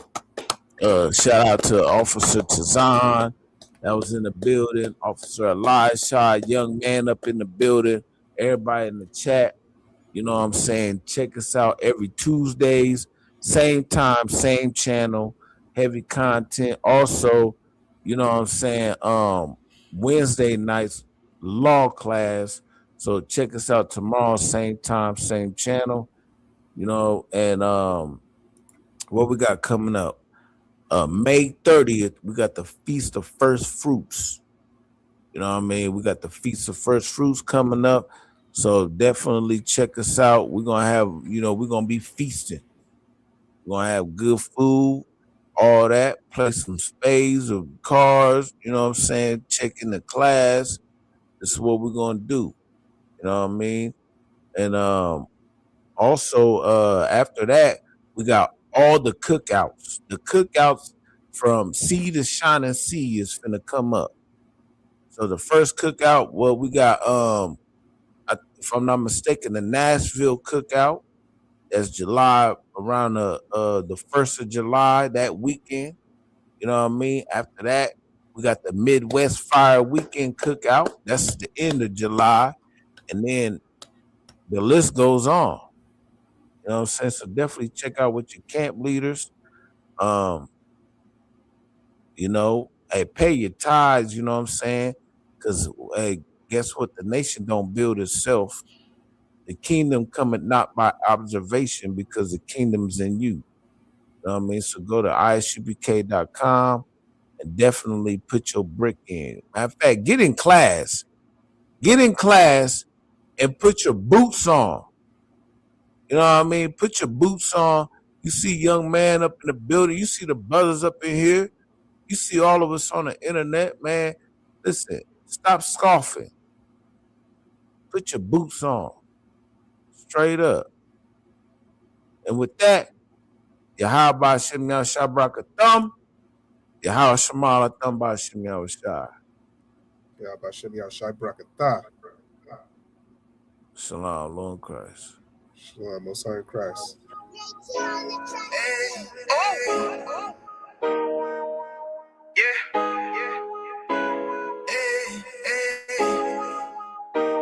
Fuck wrong with you, boy? You know what time it is, nigga. Better watch how you step in. Yeah. But that was my niggas.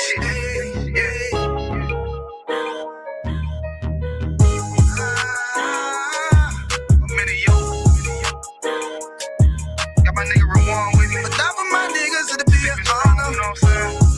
Under commanding General Yana.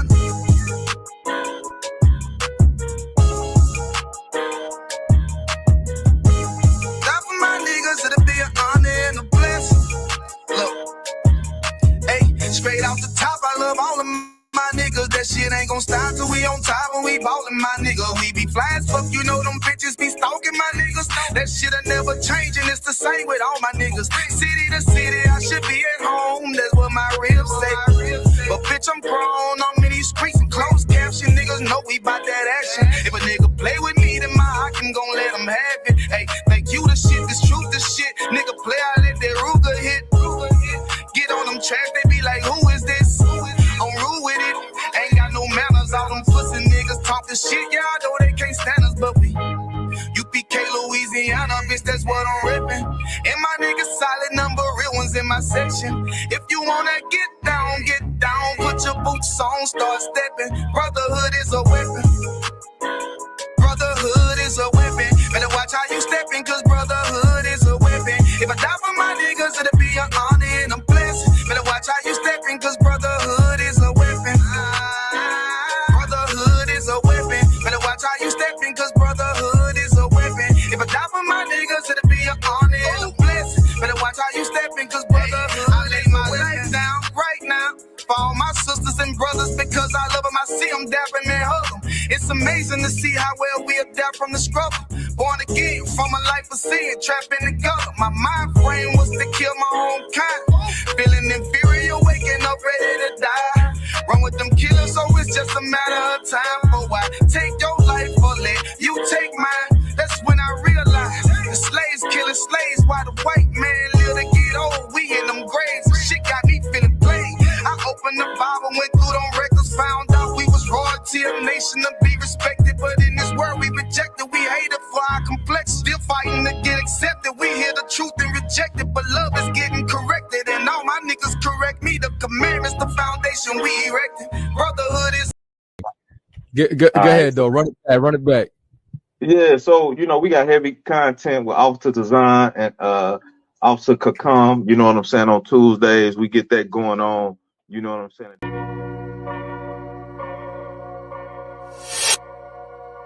Destruction is on the way, man. That lake of fire is right here. You never know who we gonna have on here, man. But you can't expect Priest and Officer Kakungaba, man. He gonna be on here faithfully. The first woe was passed, the second woe passed, and the third woe coming quickly. You understand? They over there going nuts in the Middle East. And it's not gonna let up.